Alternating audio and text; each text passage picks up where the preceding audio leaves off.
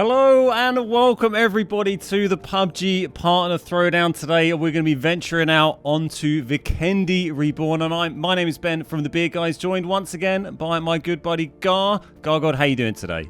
I'm very well. I'm excited for this one. Vikendi Reborn again. Yeah, I can't wait. We've got a lot in store today, so there's going to be some spicy action today. Yeah, we got some whole bunch of different PUBG partners lined up to play. I think 50 or 60 solo game, so not 50 or 60 solo games, 50 or 60 players playing in solo games across 5 different matches. We got some wacky rule sets, and the first game is due to start in just a minute or two. So let's very quickly run through what games we've got coming up today. So here's a little summary page. Just have a look at this. We've got Game 1, Vikendi Reborn. This is going to be acquire your favourite loadout with increased loot. Just don't get caught by the faster zones, so nothing too crazy there. We've got Shotty Archers in Game 2, which is a little bit more wacky. 2 wheels towards a chicken dinner. Don't forget the slugs and the arrows. Sounds like shotties and crossbows would make sense to me. And then Submachine Zero, SMGs only. And then we've got King of the Tundra, 1 zone, 1 location, and then Quo Vadis, if my Latin is correct there, which I think is like a kind of hidden map or like a reduced UI kind of hardcore game mode. So those are our game modes today. Some interesting stuff there. I remember one we had, were you here when the Destin one?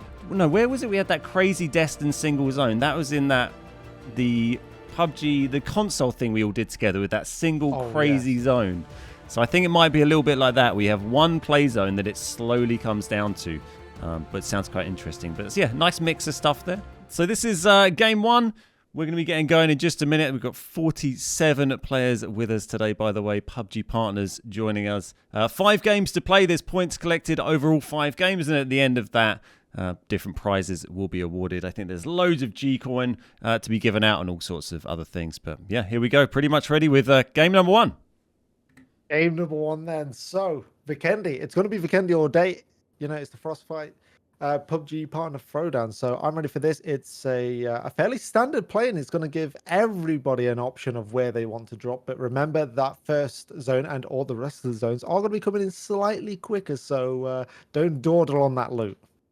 It's really weird seeing like a brand new map on one of these for the first time. Just looking at a completely new map. We've still got some of the familiar sites in there. Obviously, Dino Land is there, but you know, different and in a different place. Villa is there, but different. And yeah, I kind of like how they've done it. They've kept some of those nostalgic, you know, older things, and then there's places that, you know, train station completely new, observatory completely new. Yeah, and these are great places to fight. Train station's a really fun one. Villa, again, that used to be the middle of the map hot drop. Now it's been placed on the side. It's slightly softer, but it still has that great feel of those close range, close quarters fights where you're scrapping for that shotgun or that pistol off the rip and just trying to take down for a quick kill early doors. Here we go. This looks like we found a new hot drop going on here. We've got Karenko, Explicit, Backbet, Senpai. I mean, this is solos, right? This is definitely solos.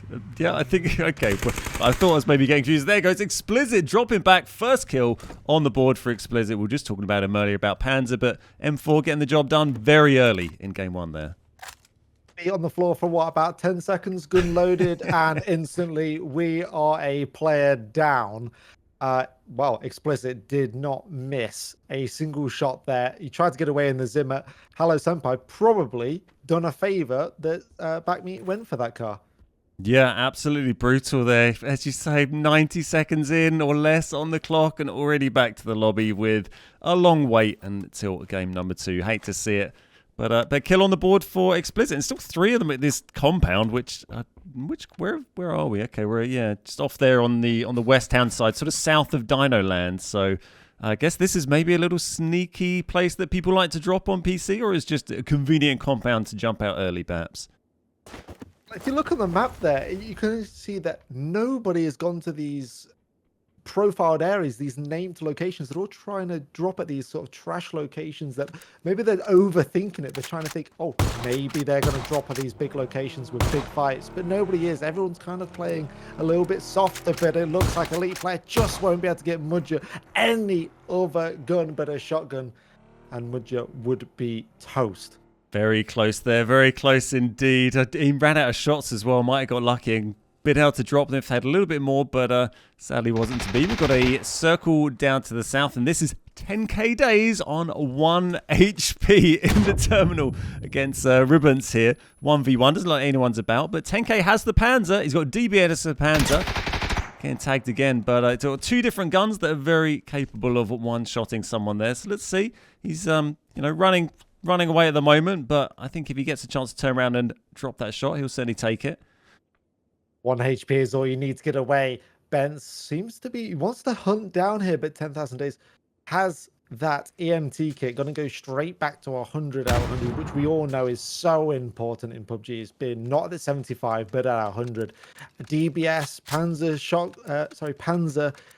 That's a devastating sort of combo of weapons in solos. There's not really much you can do about it. Great to see that kind of thing as well. That's what these tournaments are all about, is seeing, crazy, silly plays by people, not everyone just running barrel mini like they're playing in PGC or something. We want to see someone running a DBS and a Panzer. That's what this is all about. And great to see from 10k days. He's hopefully going to pull off something for us in the terminal, or maybe not. Ribbons might not be so happy to hear that, but yeah, great use of the EMT. Yeah. Oh, well, no, there we go. I mean, the EMT, very powerful. Not going to save you from that, though. Not going to save you from a barrel spray that was so dominant from Ribbons there. Did not miss a shot. I don't think 10,000 days was expecting that one. Nope, 10k days sadly dropped there. The EMT, very good, even when you just got bandages, obviously, and get you up to full health. But if you just get sprayed in the face, you're going to drop. And here we go with Lilithy, trying to make her way into the zone. Taking a big hit there, but she's probably going to be able to get away here. Lots of little undulations she can dip into. That was Reborn throwing a few shots in here. And here we are with Bestalok, just hiding in a toilet. I'm not sure if they're setting up a trap or just take a little moment for a drink there.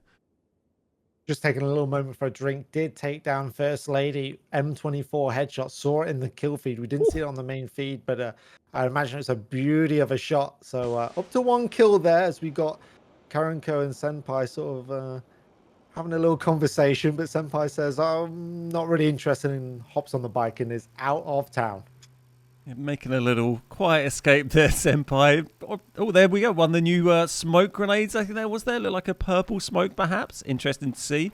I haven't seen those yet on console with the update coming out tomorrow, so looking forward to seeing some lovely, colourful smokes across the battlefield when we're playing tomorrow and over the next few days. Absolutely. You can actually merge the colours. They can all go together. It's kind of nice. You can make some sort of rainbow effect. Nice, lovely. Well, that'll be I can smash my hard-earned G coins onto that with the update tomorrow. Here we are with Bestlock. We've got a plane going over, so we are going to have airdrops in this. Just to recap, this is pretty much normal rules in this game, but with increased loot and I think slightly faster zones. Yeah, slightly faster play zones and increased loot. All solo games today. We've got 4 more after this. Shotties and Archers, SMGs only, and a couple others to come. Here we are with Ansvar trying to catch that crate on the way down. And it's going to land nicely for Bestalok here. Bestalok lying in wait for this crate then. Ansvar trying to show us what it is. I guess we'll have to wait till it hits the ground. And it is... setting speed Groza. Little Groza. And the white ghillie. The white ghillie, brilliant for Vikendi. Just having, a lot of people like to wear white clothes on Vikendi, and they like to match the surroundings. Miramar, they wear sort of sandy clothes. Vikendi, the white clothes. But the white ghillie going to sort all those issues out for you? Yeah, my big red Santa outfit that I've got at the moment on my character isn't going to be too great when we're on Vikendi tomorrow, so I might have to make a little return of outfit. Here's some shots from Bestlock with that Groza onto Morsey. Doesn't manage to connect too much, only a little bit of damage, and is gonna get away with that. But yeah, nice to see the white ghillie back, the old Yeti outfit, as it used to be called. Obviously, haven't had Vikendi in rotation for a little while. I've been redoing it, so yeah, nice to see Yetis in play once again. There goes Raya, taken down by Wee up in the feed there. Yeah, there's a lot of people trying to rotate into zone. I think maybe these faster zones have just caught them out slightly, as Morsey is just trying to escape, got hit by that Groza, as Ribbons has actually taken down Fabmints, and I think that was a drive-by from the Dacia there. Ribbons is on 2 now. Yeah, doing well, Ribbons here. He's got Senya not too far away, I think, off on that hill there. Not sure if Senya's peeking that or just in the compound at the moment. Morsey pushed off ahead, and we're kind of transitioning here. We're in the edge of the snow area, moving into the sort of the less snowy bits down the bottom.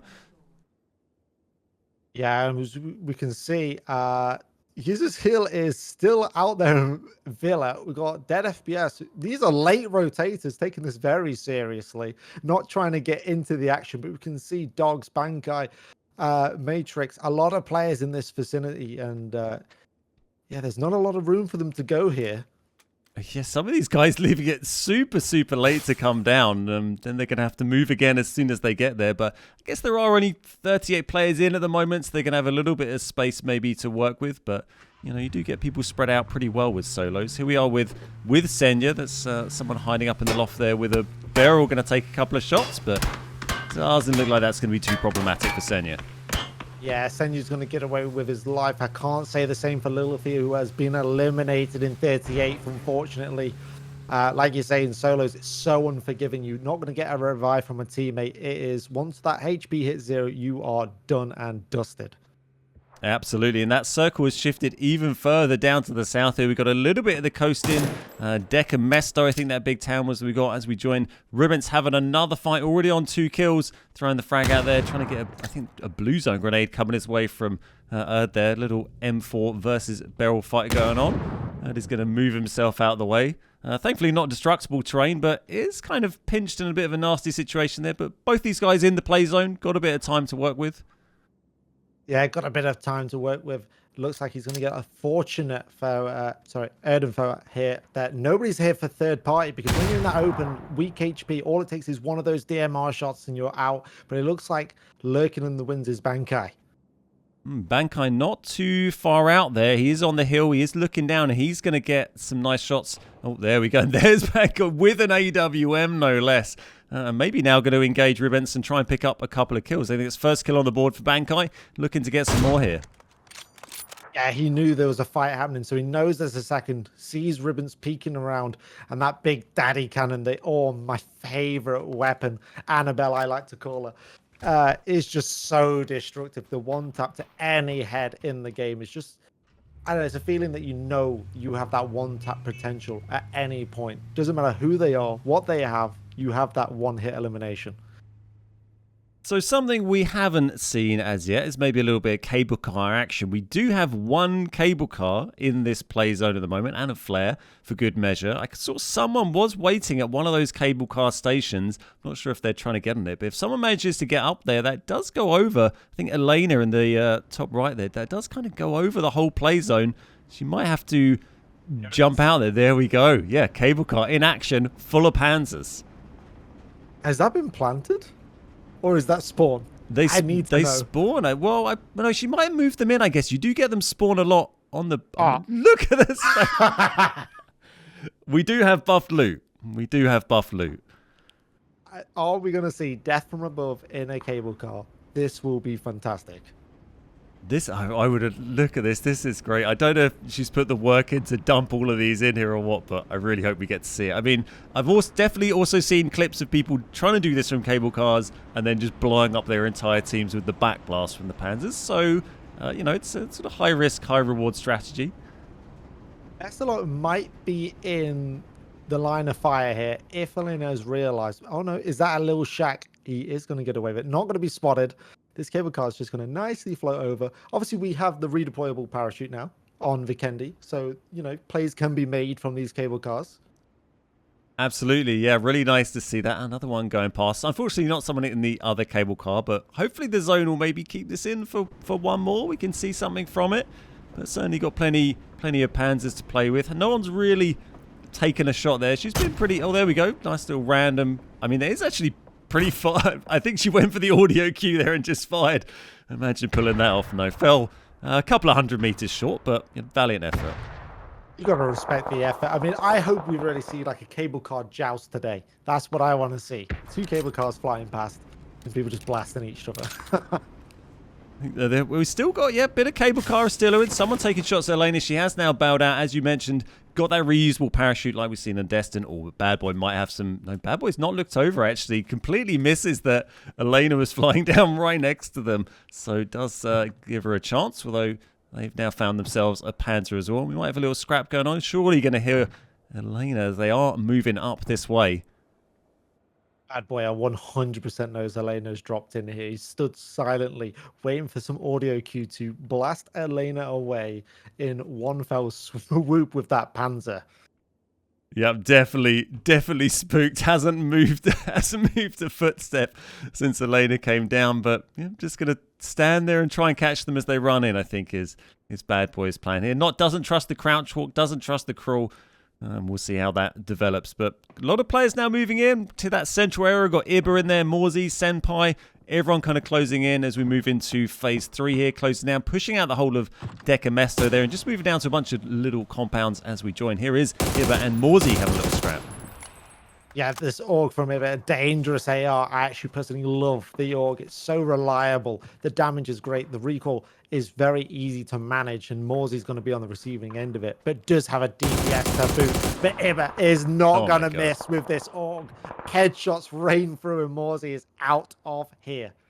Just nasty with the AUG there. I remember years ago, it used to be a gun I'd sometimes leave in a crate, and I look back at myself with shame now. Think of that. It's such a good gun. Honestly, such a good gun. And brilliant spray there from Iba to drop that. Quick headshot straight down. Did you just say you'd leave an AUG on the crate? I know. Oh, Ben. I know. No. All the AUGs that have gone, I'm just thinking how all those crates. Senpai now trying to take shots. Can't quite connect on Pimka. Is in a bit of a situation. Pimka, one shot gone. Eliminated by Senpai. Getting the first kill of game 1 here. Yeah, I don't know how they survived that first spray, to be honest, but managed to get away with it, but couldn't survive the second. Here we are with Bad Boy. As Iba has got out of there, so I think oh no, sorry, it was Elena, wasn't it? Not Iba. Okay, yeah, Elena did get taken down.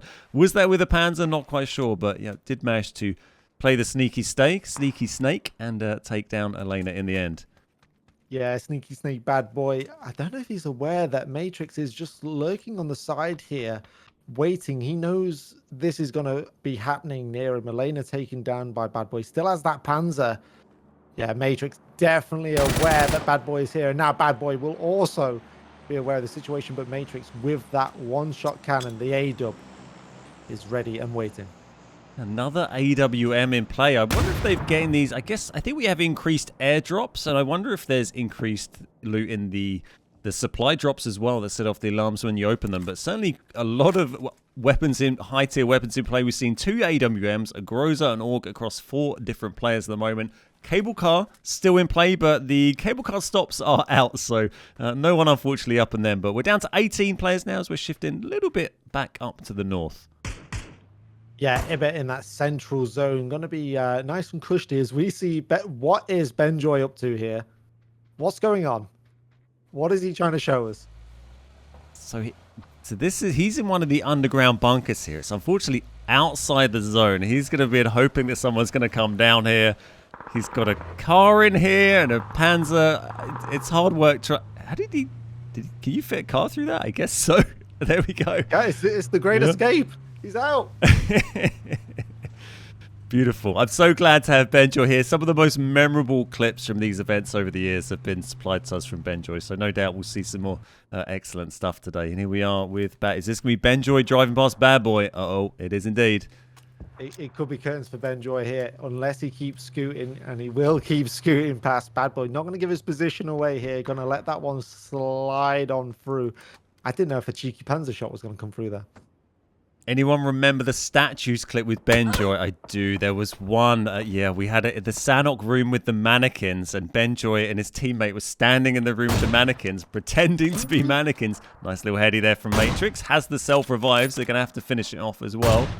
Oh, does manage to catch it. But yeah, some of the stuff Benjoy has done has been frankly outrageous. But unfortunately, Benjoy is now dead, so we'll have to wait for next game for that one.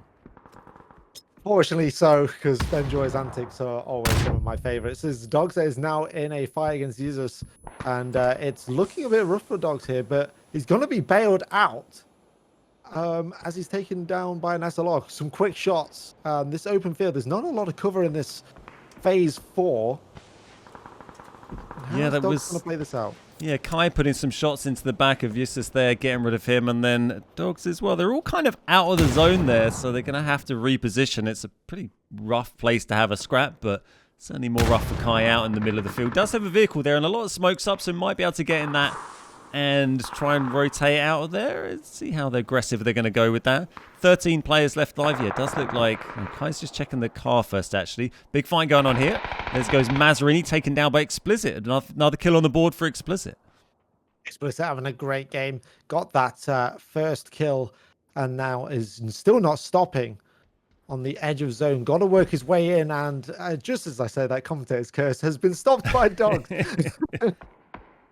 So who have we got remaining here? We've got Iber in the middle with 1 kill at the moment. There's a Dog over there. We still have that scrap Dog. We've got Dog and Dog. So we've got 2 different Dogs that I'm going to have to try and keep track of here. But Iber in a pretty strong spot. Does have Karanko pretty nearby in the same compound by the look of it. 3 kills on the board for Dog SRS, 3 for Wee, 4 for Kai, and 5 for Matrix, I think, at the moment. Is that's kills, right? Yeah, that's kills.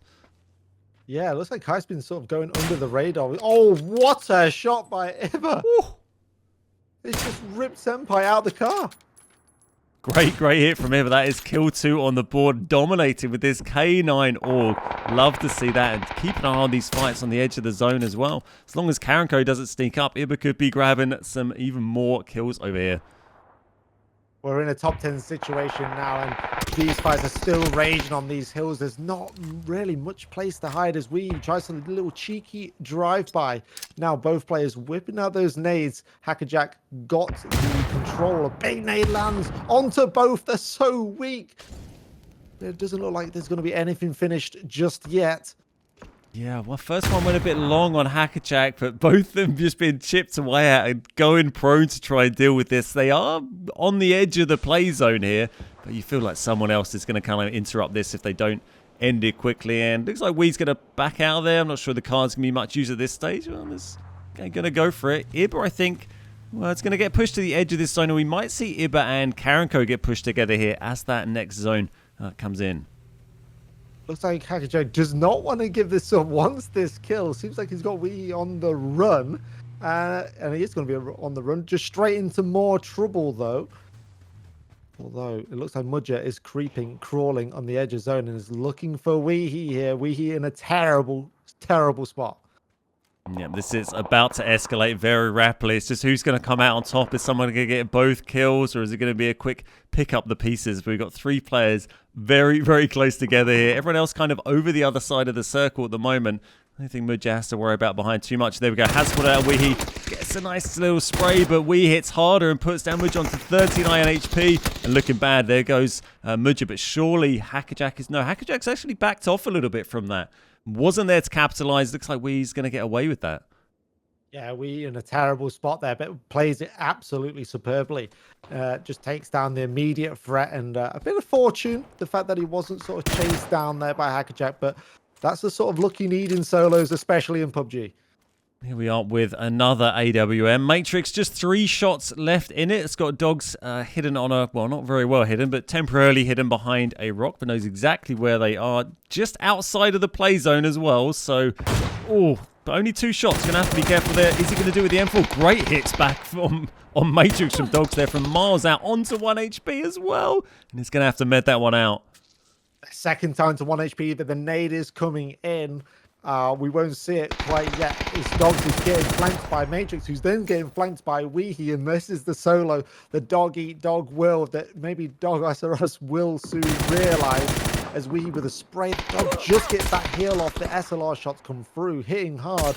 He's fighting for his life. Huge shots here from Dog to keep himself alive in this one. Great little fight going on here. Dog's done so well to get in from that position in the field against an AWM, against Wee coming in, landing some great shots. Fair play to Dog, but Wee here's got 5 kills on the board already and looking to add to that. Only 5 players as well left alive as we see Iber and Karanko over at the backside of the circle, and then one must be Hackerjack, I guess, is snuck off to the other side. But here we are, Dogs and Wee getting up close and personal, but Wee just backing off a little bit, rotating around, trying to find a better place to engage this fight from. Yeah, absolutely. Well, we got 3 players outside of this phase 7 circle, so they're gonna have to work their way in as Dogs tries to find where Weehee is. Weehee lets him know and will take down Dogs. It was a valiant effort from Dogs, but unfortunately can't hold on as Iba takes down Karanko with this Org. Leaving us with just 3. We've got Hackerjack, we've got Iba, and we've got Weehee. Certainly 6 kills on the board for Weehee here. And I think Iba we saw get a couple earlier. Not sure what Hackerjack's on, but just 3 remaining. Pretty small zone here as they try and get themselves just a little bit of fresh loot. Hackerjack looking pretty good on the old vest. Weehee's vest was pretty done in. And Iba is kind of just off to the side a little bit there.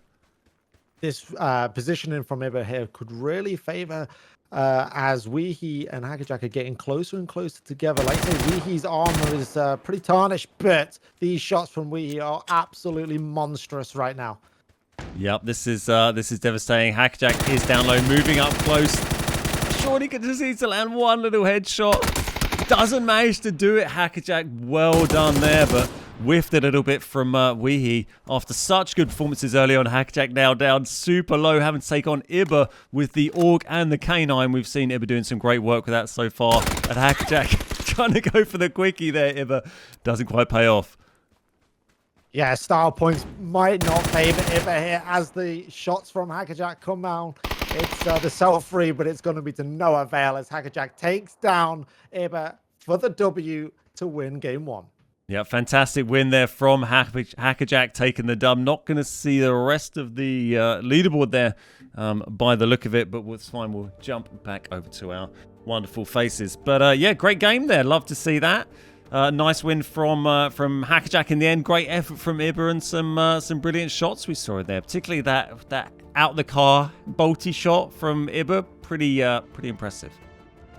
Yeah, some great plays there. Iba, astounding headshot with the K9. It started off explosive and it finished off explosive. We expected nothing less from this throwdown. Sped up circles, increased loot. You're going to get that action thick and fast, and that's exactly what we got in game 1. Absolutely fantastic first game. We're just going to jump into a quick video, then we'll be right back and we'll get you ready for game number 2, which will be starting in just a few minutes' time. I do have the leaderboard here to run through very quickly before we jump into game number 2, which I think is pretty much ready to go. You can see up on screen here we got Weehee in first, 498 points, 484 points for Hackerjacks behind Iba in third, and then Matrix, Dogs, Karanko, Bad Boy, Kai, Explicit, and Mudja there. So pretty tight at the top. Obviously 1 game down, 4 still to go, everything to play for, and we are going to jump in ready for game number 2. Yeah, game 1 results. What do they mean? Nothing, because we got 4 more Vikendi matches to go. Whew. So, who's the favorites? Do you know anybody of these lot that might be good with a crossbow? Maybe 1, 2 double with a shotgun here and there? I don't know. I don't really know these people's crossbow and shotgun credentials. I must say, certainly some big names in here we've seen do well before. People like Hackerjack has been pretty consistent in these tournaments. I think we've got Bankai in here somewhere, is obviously a very good player. 10,000 Days dropped quite early in that game, another big player, so wouldn't be surprised to see them come back. I remember one of these tournaments before 10,000 Days actually missed the entirety of game 1, turned up for game 2, and ended up winning the thing overall. So can certainly perform on the night, and we're going to be going into game 2, seeing that Weehee got 6 kills, most kills, the winner of last game, also the highest kill count, so definitely one to watch there. Yeah, if you're picking up 6 kills in a lobby with some stack names like this, you're definitely doing something right. As we have a bit of a reverse play into game 1, and it's going to go, east to west this time. Yep, going to be interesting. We've got a northeast circle that's come down straight away, and we've already got 2 cable car lines in there, a little bit of one at Observatory, and another one going over Leveni and then off towards Cosmodrome. So, yeah, interesting circle here. Everyone looks like they're pretty keen on just getting into that, and we might see some pretty spicy early action with all these players heading here. This is a north stacked flight. Best of luck, he's just on his own. He's just going to float into the abyss. This could get hectic. Has there been an agreement in the lobby that we don't know about? I feel like we missed a memo here because everybody is going to the same spot. I don't know if we've got increased circle damage that we weren't aware of, but everyone is going in there. And yeah, well, I guess, you know, you want to just get your shotgun and get stuck in up close and personal. That's how you're going to get some kills. So yeah, love to see it. I wonder if anyone's tried to land on a cable car. And here we go. Straight away, Bankai first kill on the board. And Chopo dropping as well there. Yeah, already 3 down. Explicit, who got the first kill in game 1, is already out. He's our 3rd elimination, so it looks like these shotguns early doors. Have we got a bit of a punch up here? Divine doesn't look like they're interested. Go on, punch up, punch up, punch up. Yeah, Odeskin and Divine here, I guess just waiting for a cable car. I'm surprised there were no weapons up here. Maybe you only normally get the Panzer spawn, so with Panzers off, there was nothing. But yeah, Divine absolutely dominated that one. That isn't going to points. That is a straight-up knockout. Odeskin is out of there. So many players down already. Yeah, Senya already down as well. So early eliminations for some big players here. I don't know what it is about having fisticuffs in PUBG. It just makes you feel like you're so dominant over that player. You know, sometimes won't go into it too much, but we like to punch our friends up and really establish dominance over our own squads. Yeah, we've definitely been there over the years. There's Reborn getting dominated by Bad Boy with the DBS. Certainly the most powerful of the shotgun options available to our players in this game. And also crossbows as well. Hopefully we'll see a few cheeky crossbow kills in there. Earbird taken down early this time by dogs there. Pretty much everyone also in the play zone is here. Copter just outside and dead 100 kg off to the side. But yeah, everyone else getting stuck in. Yeah, it looks like everybody's shotgun of choice is this DBS, so dominant in the shotgun range. But like you say, I want to see some crossbow plays. They can definitely chip down health to make a push with a shotgun more available to you. And so we'll see what users goes for. He's got that DBS in his back pocket. 10 shots with this crossbow. Getting those bolts is always crucial when you're playing these crossbow games. Crossbow obviously giving you a little bit more range to play with in these shotgun games, but the DBS can be surprisingly effective at quite high range. But yeah, headshot from a crossbow, that's going to take down anyone, even if you manage to get some level 3 gear from somewhere. So it's definitely worth having a bit of both if you feel you can land a bow or two. Here we are. This is Dead. One of the players we saw pretty far out from the play zone, making their way in on, sounds like a snowmobile, I think, into our northeast circles. So pushing towards Cosmodrome. Can't see anyone up on the cable cars. I guess it'd be pretty bold. Crossbow headshot from a cable car. I'd be pretty impressed. Old, but not impossible. But the snowmobiles are back. Yay! I'm so happy to see them back after so long being gone from this. It looks like they're pretty good on road as well as snow. So that's pretty impressive.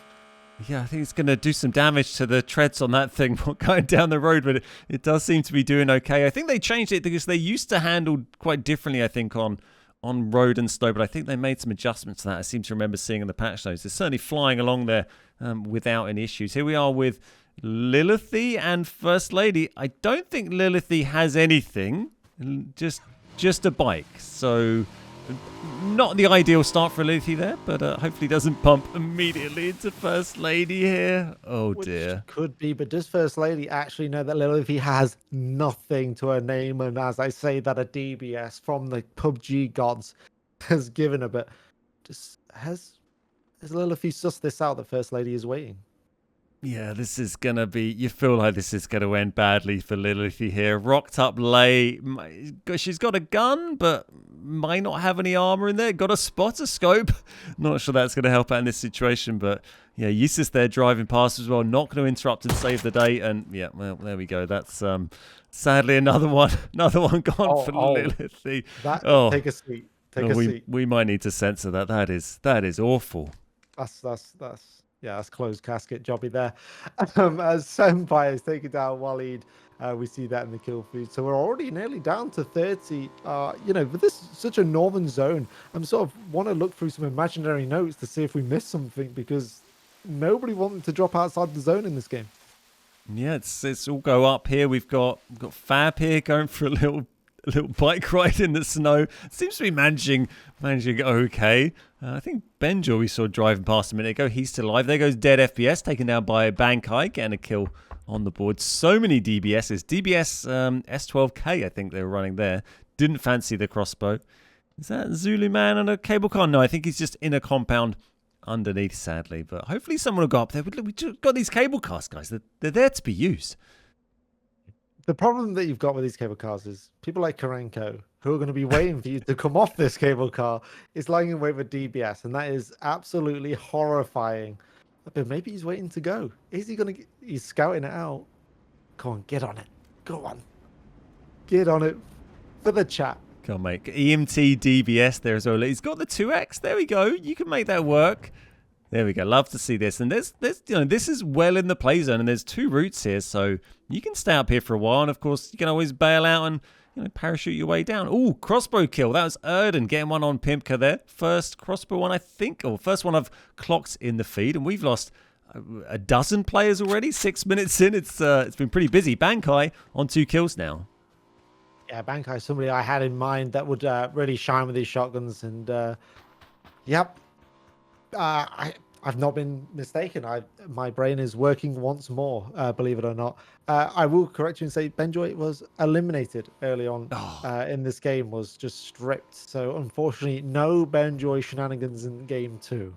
I'm just dreaming of what I want to happen in game. I want some Benjoy shenanigans, but we're gonna have some Hackerjack shenanigans here. He's got Kai just down here. Kai got quite a few kills in the last game. Hackerjack obviously did pretty well too. So yeah, going to be interesting to see if those two come together. We've got Dogser here just a little bit further down. Cable car in between all of these players. They might choose to jump on it, or maybe it will turn up and have an angry Karenko on it with a DBS. I'm not sure if he's on that same line as well. He is. No, sorry, this is someone else on a cable car. This is Divine here up on the cable car that is making its way towards this fight.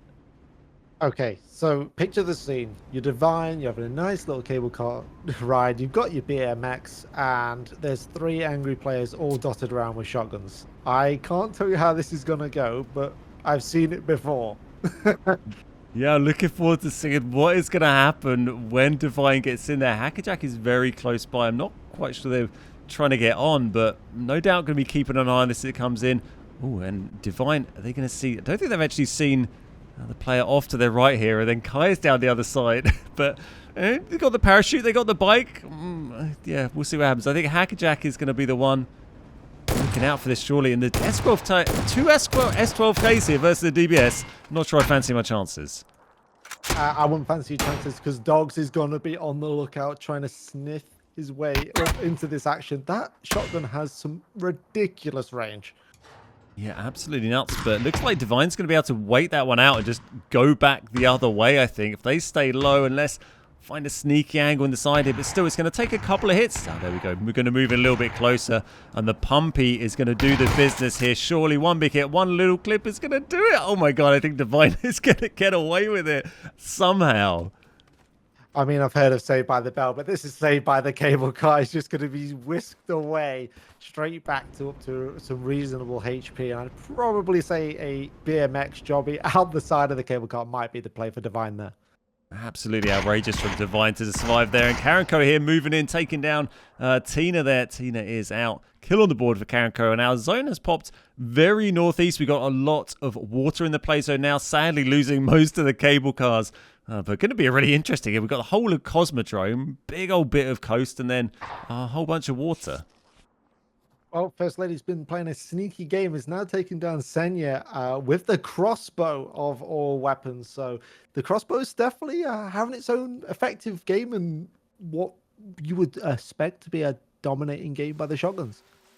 Yeah, seen a few crossbow kills starting to pop up as things develop. I guess the hot drops early on, everyone close up, they're going to be using the shotties, and now crossbow's starting to come in through, and it would have been a hell of a shot. And here's First Lady trying to land one back on Weehee from miles downtown, but going to lead to aim a little bit up higher than that from probably 150, 200 meters out. And Weehee just wisely getting out of there on the bike. A crossbow lands to someone's dome from 100 to 200 meters out. I will lose it. I just want you all to know I will lose it if somebody gets stripped from a vehicle by a crossbow. We got Fab, we got snowmobile versus bicycle here. Looks like they've just kept going, actually. Didn't fancy engaging there, but Fab taking residency in this giant barn, and the rest of our players gradually moving up there. Bad Boy's still far away. I think Bad Boy's waiting for a cable car. Karenko's waiting in the middle of the cable car spots. And I guess everyone's just queuing up to show their ticket to the inspector and hop on into the play zone. Not sure Dead is actually bothered about fighting. He's just enjoying his time on this snowmobile, just vibing out, having a bit of a cruise, a bit of a joyride, just enjoying the jolly old time. Right, speaking of jolly old times, it's quite the Christmassy outfit that Dead's got as well. Maybe dropping around, giving a few presents out to the players and enjoying the scenery on this, lovely new Vikendi Reborn map that we have. Maybe going to bust out some stunts for us if we get a little lucky, but certainly well out of way of danger at the moment. It seems like a bit of a preview of you tomorrow, Ben. I think this is going to be exactly what I'm doing tomorrow. It's going to be in cable cars or riding around on snowmobiles. So uses up one of these towers with the crossbow. A good strategy for this game mode because, I mean, shotgun's not going to be effective from up here.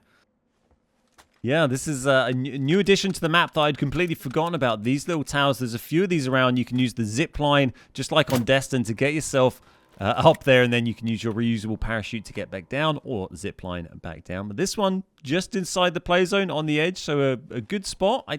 It might be a little overlooked from the mountain, but again, it'd be a pretty challenging hit from a crossbow to pick you off of that. Yeah, I love Ebba now trying to escape on this bike, drinking up, having a little drink and drive. Energy drinks only, though, by the way. As Bad Boy is on the cable car, making his way in the blue, trying to take down I Love Ebba with this crossbow. Not to any avail just yet. Oh, really thought about that, but I think we saw Bad Boy waiting for the cable car. There's another cable car to catch to actually get into the play zone. I don't know if Bad Boy's going to try and do that, but first they're going to run into Ibba, and Ibba clearly suspects or knows there's someone in there. The stuns are coming in. I don't think they've connected yet, and it is going to be the DBS that comes out on top for Bad Boy. 2 kills on the board. Needs to get himself in the play zone, though. Its time is ticking on. It looks like it's not hurting too much yet, but like you say, time is precious when you're in the blue zone. You can't be out there forever. Bad Boy getting the second kill, and I believe I Love Ibba is actually Backmeat, who changed his name just for her for this game. Right, okay. Nice, good to know. Thank you for the clarification. That is Backmeat there. Okay, I'll just tweak my microphone down there. I think that was coming through a bit loud. So here we go. We got 19 left remain. Here's Hackerjack with some very fancy looking sleeves there, or gloves. Double here with the crossbow as well. Everyone sort of taking up residency on the coast. We got Copter back there. We got Weehee. We got Double. I'm not sure where our snowmobile friend has wandered off to, Father Christmas, but no doubt nipping around somewhere, having a lovely time. Absolutely. It looks like they're all sort of seeing safety in these low, flat grounds where these shotguns can't really get to them. They're all just sort of looking at each other, jockeying for position on these hills, but they're all going to get shoved into each other eventually as Double decides to piece out of this scenario.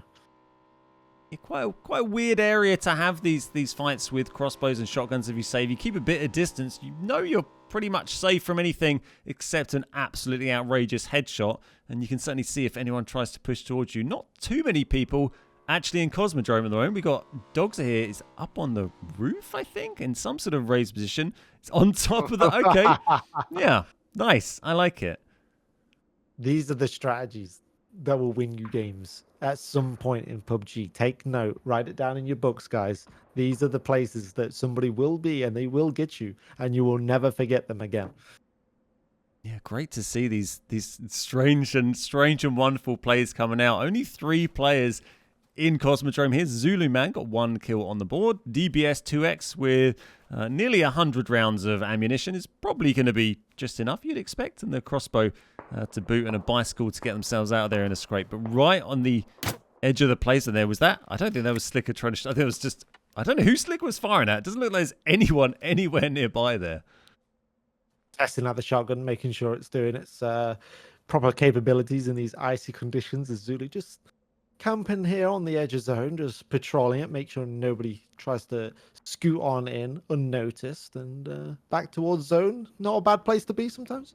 I feel like Zulu's pretty much posing for thumbnails there. It's just casting some great shapes in the front of the camera there, or maybe that's just the fantastic work by Ansvar there, grabbing those shots. Here we are with Copter, running the DBS, PUBG, well-known PUBG caster. Copter, great to have him on board with a DBS crossbow as well. And here we are with Senpai with quite a fantastic backpack there, and the EMT, shotgun EMT.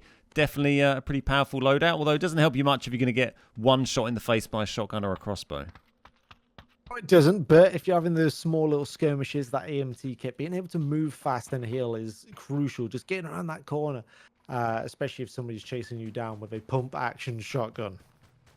Absolutely, and here we are. This is Weehee and Hackerjack about to run into each other. They're pretty close. I mean, good early tags, but it hasn't really done a ton of damage there. Only 22 HP down from 2 DBS hits.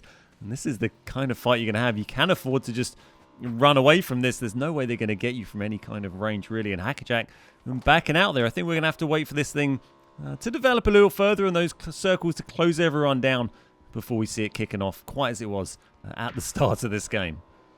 Yeah, I expected this slower mid-game where there's a bit of space for everyone, especially with how dense it was early game. Everyone dropping together, and there's a lot of early eliminations. So you just give it a circle or two more, and these shotguns are going to really start to be effective. This is Hackerjack taking a couple of hits there. Tires remaining intact and getting themselves into Cosmodrome to join...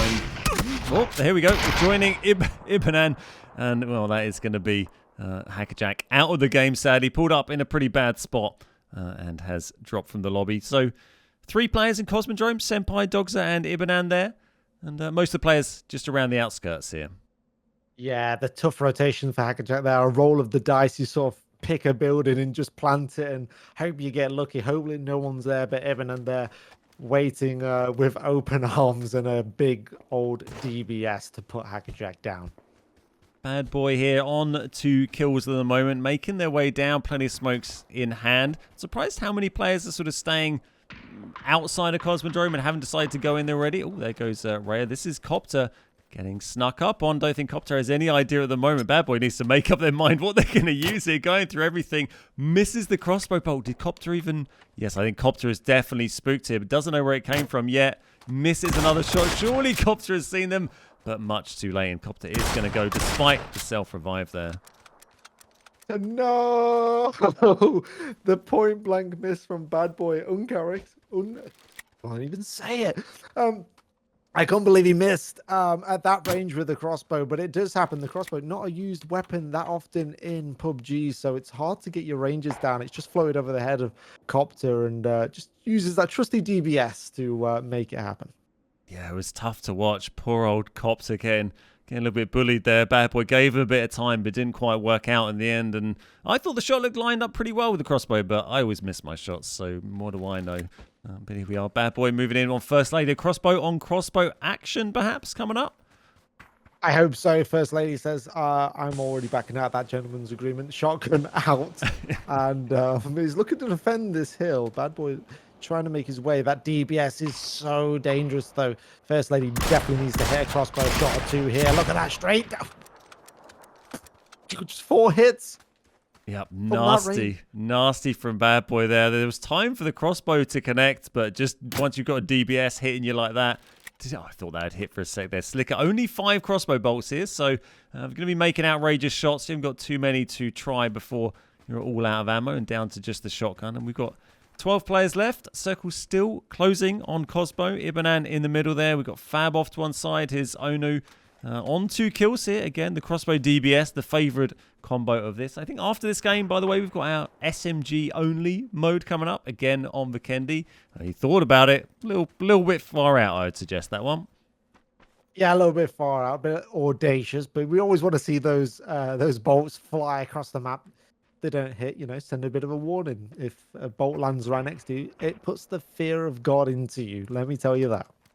I'll be absolutely made up. If we get the last kill of this game with the crossbow, it would be great to see. Most of the ones we've seen so far have been with the DBS. And I don't think we got frags either on this. So you do have to rely on your gun skills or your bow skills to get the kills. And Onu here, going a little bit passive, going sneaky, and just waiting for Zulu here to move in closer. Zulu's going to have their wits about them if they don't want to get caught out. And Slicker not far away as well. And I think Slicker distracting Zulu a bit here. Yeah, maybe Zulu just thinks this path is clear, but only is ready and waiting. And has there been sound heard? I definitely think they have. They're aware, at least Onu is, but Zulu wasn't ready for it. The selfie is going to mean absolutely nothing at this range, and is swiftly taken down, eliminated, and going to be ice cold. Yeah, self-revives normally can be pretty useful in certain situations, but not really very helpful when someone's 10 yards away with a DBS. They're going to have plenty of rounds left to wipe you out before you can get back up. And Slicker here, who was the hunted, has become the hunter and spun round to have a little look at what Zulu's up to. There's Dead getting rid of Kai there with another self-resi, a knock and a finish. And we're down to the top 10 here, the top 9 in fact. We've still got Dogger, I think. Dogs are in the hangar there on top of the shuttle, and then a few other players dotted around Cosmo here. Yeah, it looks like there's a lot of space in Cosmo. If anybody wanted to try and get in, it's definitely possible. Dogs has been in this this set of hangars now for quite some time. Nobody's bothered to even have a little look at getting inside. I mean, maybe they saw what happened to Hackerjack, where he tried to stab it into the middle and was immediately taken down by that DBS. As we've got our little snowmobile friend still alive and kicking. Father Christmas still going strong and has actually managed to find a fight, and looks like the snowmobiles had a bit of a fight as well by the smoke coming out of the top. Nice kill on the board there from Dead, and might even be a couple of crates there in fact. So looking good there, just on the edge of the play zone. We're going to see what the next one does for us, and everyone's going to get shuffled just that little bit closer together, and it's going to be right on to Cosmo again. I think Double must be thanking the lucky stars as he's shifted all the way over. He doesn't have to run into Fabmiz. He won't know there's there, as Ibanan has actually taken down Anu, who was waiting for this. It's sort of like a domino effect. You gatekeep one and then you get gatekept yourself. It's a tough situation. When does the domino effect end? Yeah, a lot of little third parties coming up, people getting snuck up on. It's been an interesting one to watch. Slick here with a lot of space to move in. It's a very open area, but again, when you've just got crossbows and shotguns, you don't quite have, the risk of pushing through the open isn't quite as high as it'd normally be with other weapons. Dead here, Father Christmas still has the snowmobile they can use to move in. They're going to need to make a move to get into the play zone, but just looks like he's going to leave it as late as possible. But 5 seconds, that zone's going to get moving, and so is Father Christmas. So what do you do here with your Father Christmas? Do you stab it into the middle, or do you just try and slowly walk it in stealth? What's your play of action here, Ben? I want to see him on the back of that snowmobile and just get snuck in. There's loads of space down here in Cosmo to move in, even with more players moving in. Oh, a little bit of a incident there from Dogser, but does manage to kind of style it out. And here's Senpai with Ibanan very close by here. I don't know if Senpai was trying to bait a fight in, but they've got it as Ibanan is in close proximity. Dead, our Father Christmas might get interested in this fight, especially hearing all these DBS shots. Might be able to link their way in for a third party, but it looks like it's just going to calm down for just a second here. Certainly going for those third parties at this stage might be a good idea. You hear a couple of people fighting, move in, take advantage of that, and there is Dogs are taking advantage of Morsey and getting another kill on the board. 7 left alive now. We've got Fab here, still been chilling for a while without incident. Senpai, Ibanan, Slicker, and Dead going strong. Here's Ibanan right on the edge here. Keep an eye out for anyone moving in. It's just Slicker out there, but way out at the moment. And this place looks like a awful place to get into a DBS scrap down there. Yeah, that's not somewhere I want to be. A lot of people just listening for footsteps, and if the blue's on your back, that is like Slicker's got here, blue on the back has got to make look at all these footprints. It's sort of gone around in circles trying to think about what they're doing. But the blue's going to end that conversation with himself very, very soon as it gets pushed all the way into Ibanam's waiting arms.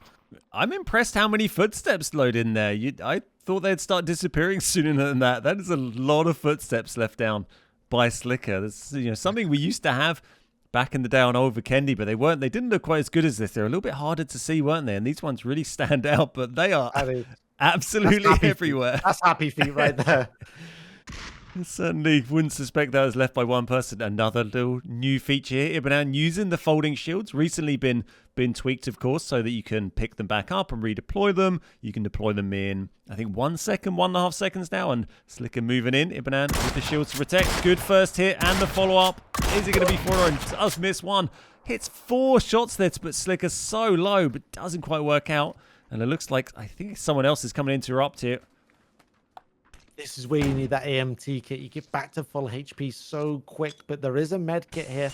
Opted not to use it just yet. First aid applied, but this DBS is going to be chasing down Slicker, who obviously hears that's a huge shot there as Eminem will be chunked down. And this is where it gets a bit dicey. How much do you really want to push it? But that AMT kit from Eminem's going to straight back up to 100 HP. Ibanan's certainly going to feel pretty hard done by connecting so many shots with that DBS and then just not really getting any advantage from it. And now it is going to be Pumpy versus DBS. I think I can see Dead is sort of thinking about creeping around on this a little bit, but well, maybe a little bit further back actually. But yeah, these two players having a right fight. Slicker thinking about getting up on top there, might be able to find a look down over that lovely blue smoke onto Ibanan, but just separating a little bit here.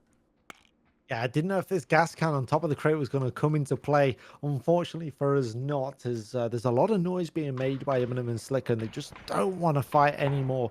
They feel like there's a lot of third-party presence that could come in. We are with Senpai up on top of the helipad, or next to the helipad on a roof, actually.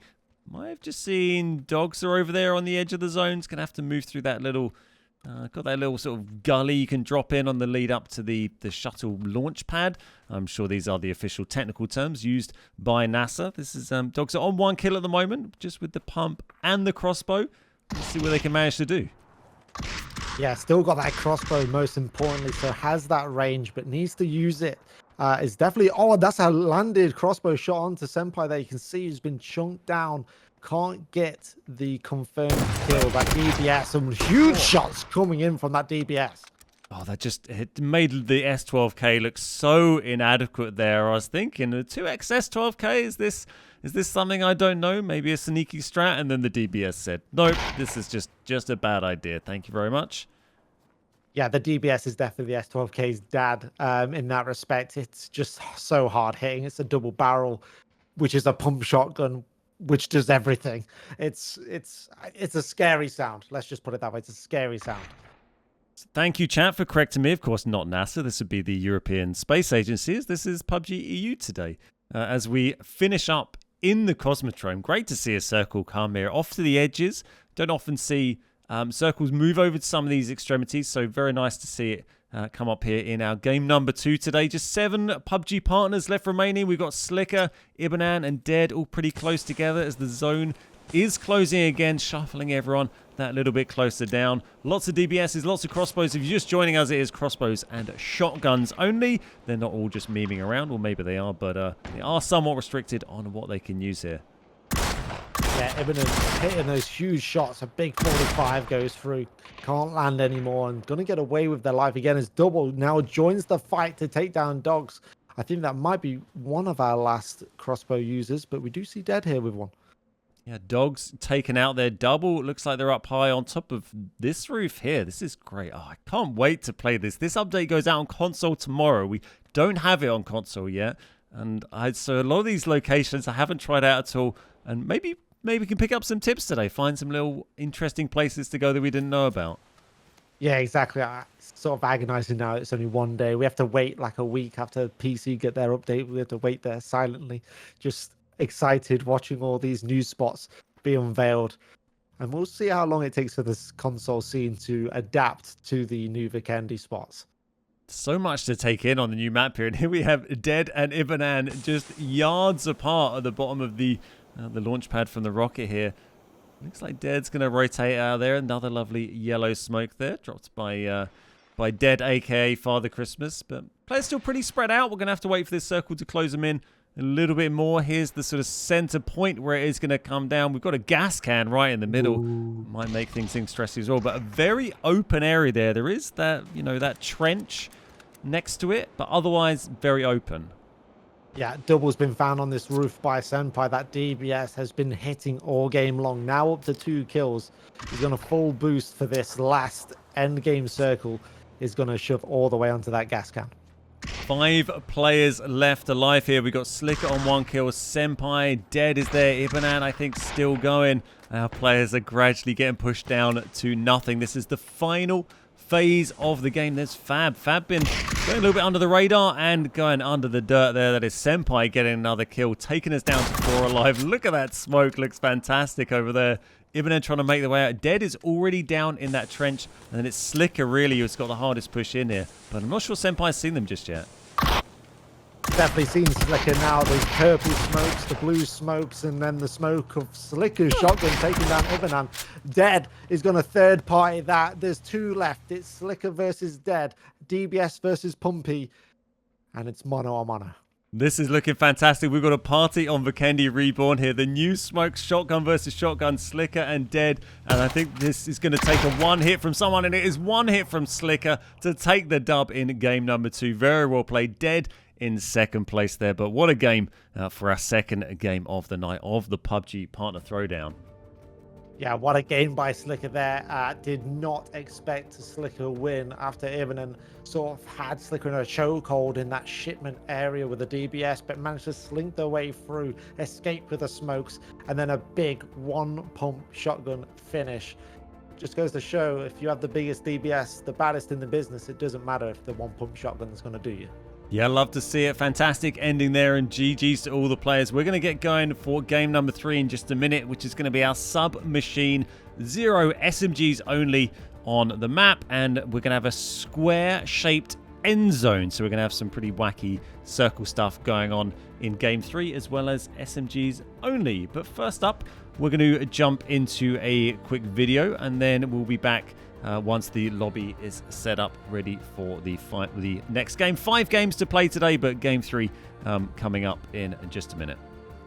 Yeah, real mix-up, as you say. We got, Hackerjack is still sitting at the top there, despite only scoring 90 points in the second one. Slicker, as you mentioned, 0 in game 1, 484 points in game 2, and it's kind of been a theme all the way down this leaderboard. You can see lots of people had a massive game 1 and nothing game 2, or vice versa. So it does leave it very open as we go into game number 3, which is going to be taking place in just a minute. The lobby is now up, and we'll be jumping over to that in a sec. But yeah, a lot of players, quite a few here under 100 points, but as you can see, there's no one, 622 points. That's only taken us, we had, 500 points was the leader in the last game. Now the leader's on 600 points. It's not a big shift.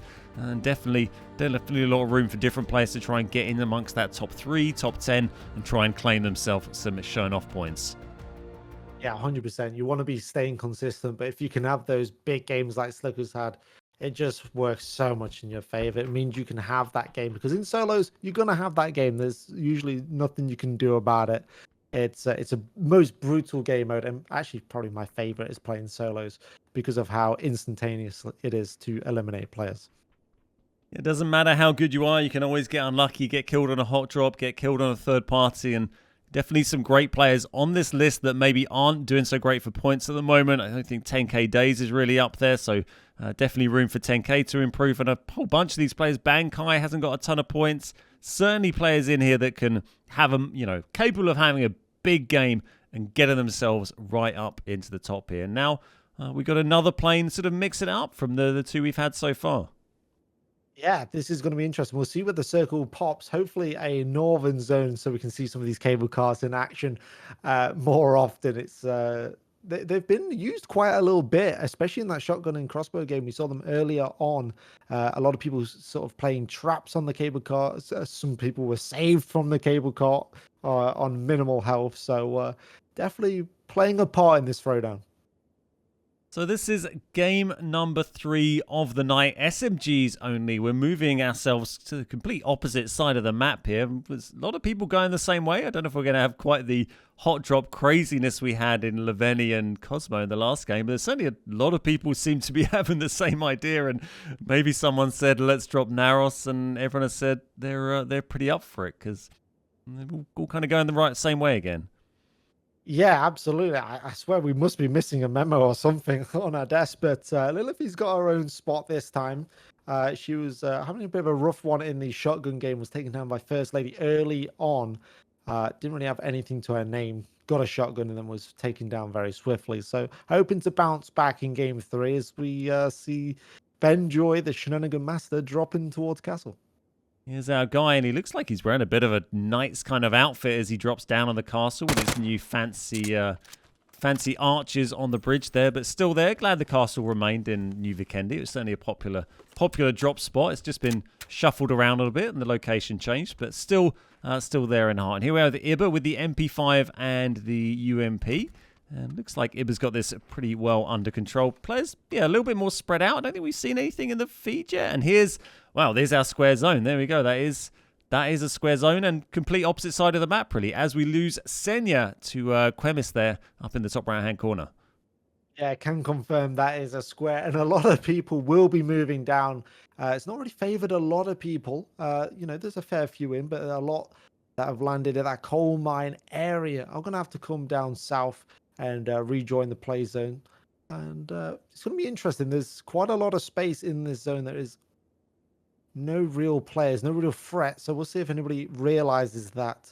As in this coal mine, we've got Dog and Yizus. Quite busy up in this top corner. There was a few I saw down on the Ice River, which kind of cuts off this area from the mainland. I don't know if there's any... there goes I Love Iba, a.k.a. Back Me, I think that is, taken down by Senya. There's 2 players with Senya in their name. Apologies if I'm just calling them both Senya, but we're going to roll with that until I'm corrected. But here is Yissus and Dogs, and I wonder if the supply drops on the Ice River offer anything of use on these settings. So, you could be able to get loot quickly, but if you can just find this SMG stuff early, probably not, easy. It's probably not really worth going for those, I'd say. Maybe not in this game, as you see Dogs with a pretty good setup here. I like the MP5K. I think it's one of the best SMGs that is in the game. The Mini Uzi, this is your weapon. You said it might not get used. I think it will. I feel like this Uzi shreds at point blank range and nothing competes with it. Yeah, I'm a huge Uzi fan. I love it. I don't think too many other people are massive Uzi fans, but yeah, if you can get them close range, if you can take them on, as you round a corner, it's got brilliant hip fire, brilliant soft aim. It's very, very effective at that kind of thing. But if everyone else has SMGs, maybe it's doesn't quite have that advantage that it might otherwise have. Here we are with Fab and Mudja. Fab running the Bison. It's probably not one that I would pick, but I guess if you're going to put a scope on one, the Bison or the MP5 are both going to be pretty decent contenders for that. The Bison with a 3x or a 6x is a great gun. Let me tell you, you can put some real suppressive fire down. First Lady shots going out from Mudja, but she's going to scoot away on that bike as Fabmiz knows there's somebody here now for sure. But are they interested? It doesn't look like interested in too much of an early game fight yet. Yeah, just backing out that one slightly, playing it safe. Certainly a bit of a slower start than last game where we lost a good dozen or so players within about the first 5 minutes. But yeah, Elena coming this way, going to take some hits. Oh, should be able to get out of there. Thankfully, not many bullets there for connected by Iba. Yep, gets over the hill and far away. And there we are. Bad Boy very low with the Uzi. Explicit and Bad Boy both on a very low health, having a right old scrap down here. Yeah, Bad Boy escaping. I don't know. Actually, doesn't even have a first aid item. Like bandaging up. Explicit. No first aid to him either, but has the bandages fully boosted pretty much, and is looking to probably seal the deal against Bad Boy. But it's always dangerous. These SMGs, you drop so quickly close range. Grabbing the self-resi as they go past, but not really going to be too useful in this kind of situation as the stuns come flying in. Those are great stuns. How many has Bad Boy got? Plenty, and expertly used. Bad Boy getting the kill and sitting there and finishing off after the self-resi as well. Nicely done by Bad Boy. Great use of utility there, taking down Explicit. With dead FPS here, not too far away. Yeah, waiting in the wings, dead FPS. Those flashbangs so effective, perfectly placed by Bad Boy. Swoops in with that Uzi.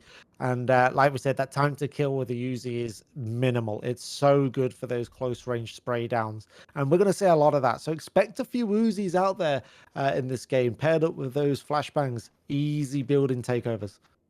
Now we're joining Karenko here, waiting for Benjo. I'm not sure what Benjo is up to in there, but Karenko definitely waiting to take advantage of it. Benjo doesn't look too concerned, so I think completely unaware of the danger that awaits. No kills on the board yet for Karenko. Running the double MP5. I think it's definitely a good option. It's a very powerful gun.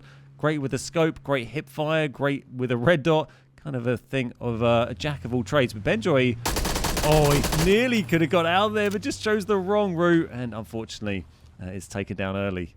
I'm just sat here wincing, just knowing it just felt like Benjoy was lamb to slaughter there for Karenko. I was, please drive a different way. Unfortunately, doesn't. Karenko lying in wait and will take down Benjoy. Unfortunately, just hasn't got anything going in this throwdown yet. Another thing to note is these vehicles kind of great for rotations, as these SMGs just don't have that same bullet velocity as these ARs and DMRs really have.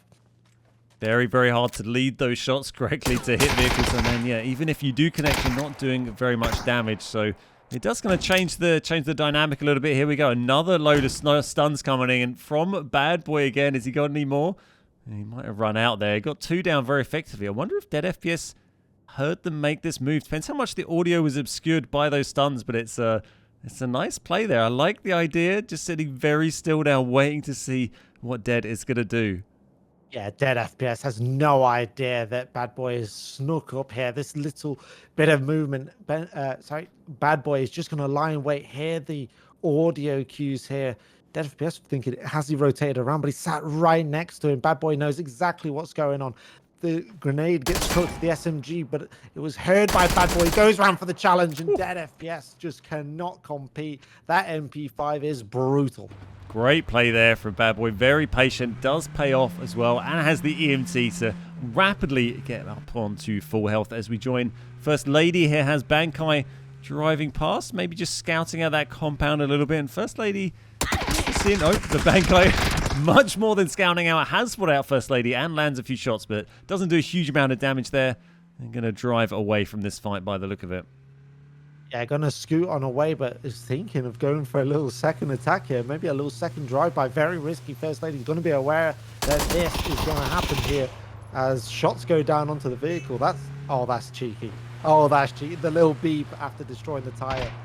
Criminal. The drive-by on the tires, but still playing with First Lady here. Wants to try and get a kill on the board.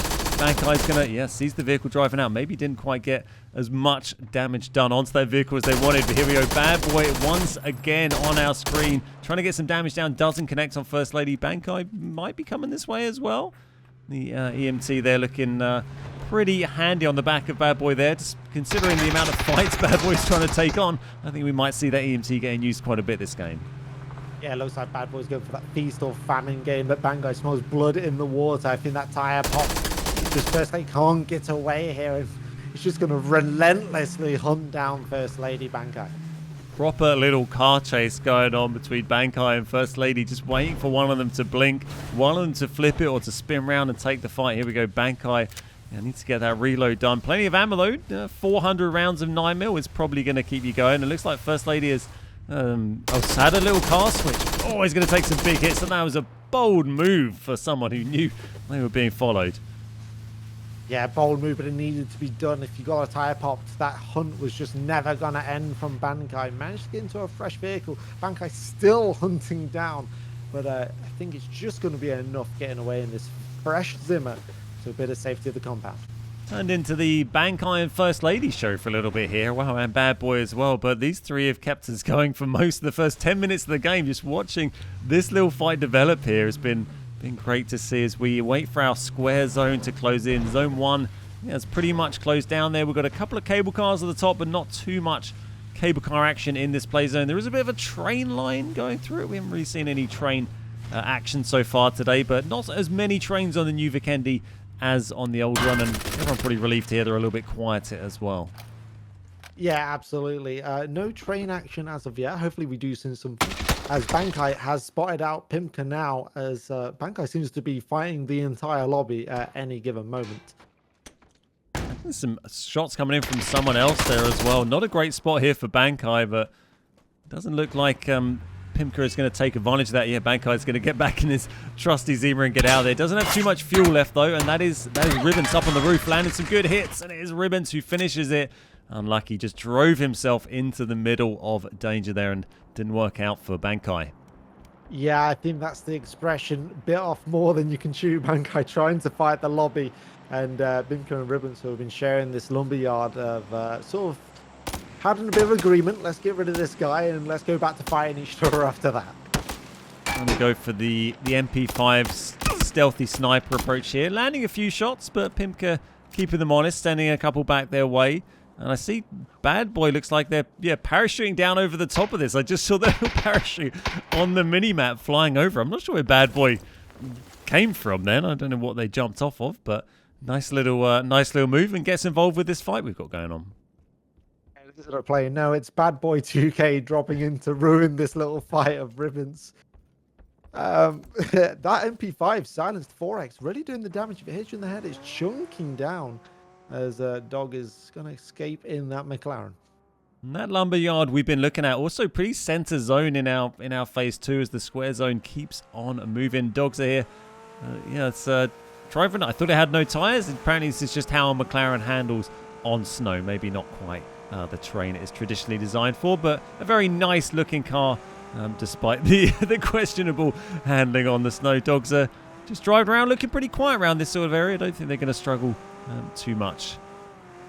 I imagine driving a McLaren on snow would be incredible fun though, Ben. Sadly, something that PUBG have not contacted me to offer me that opportunity yet, but if they're looking to do some more McLaren promotion, I'm definitely available for anything you've got coming my way. We, an elite player, look like they're in a bit of a scrap. The Tommy gun.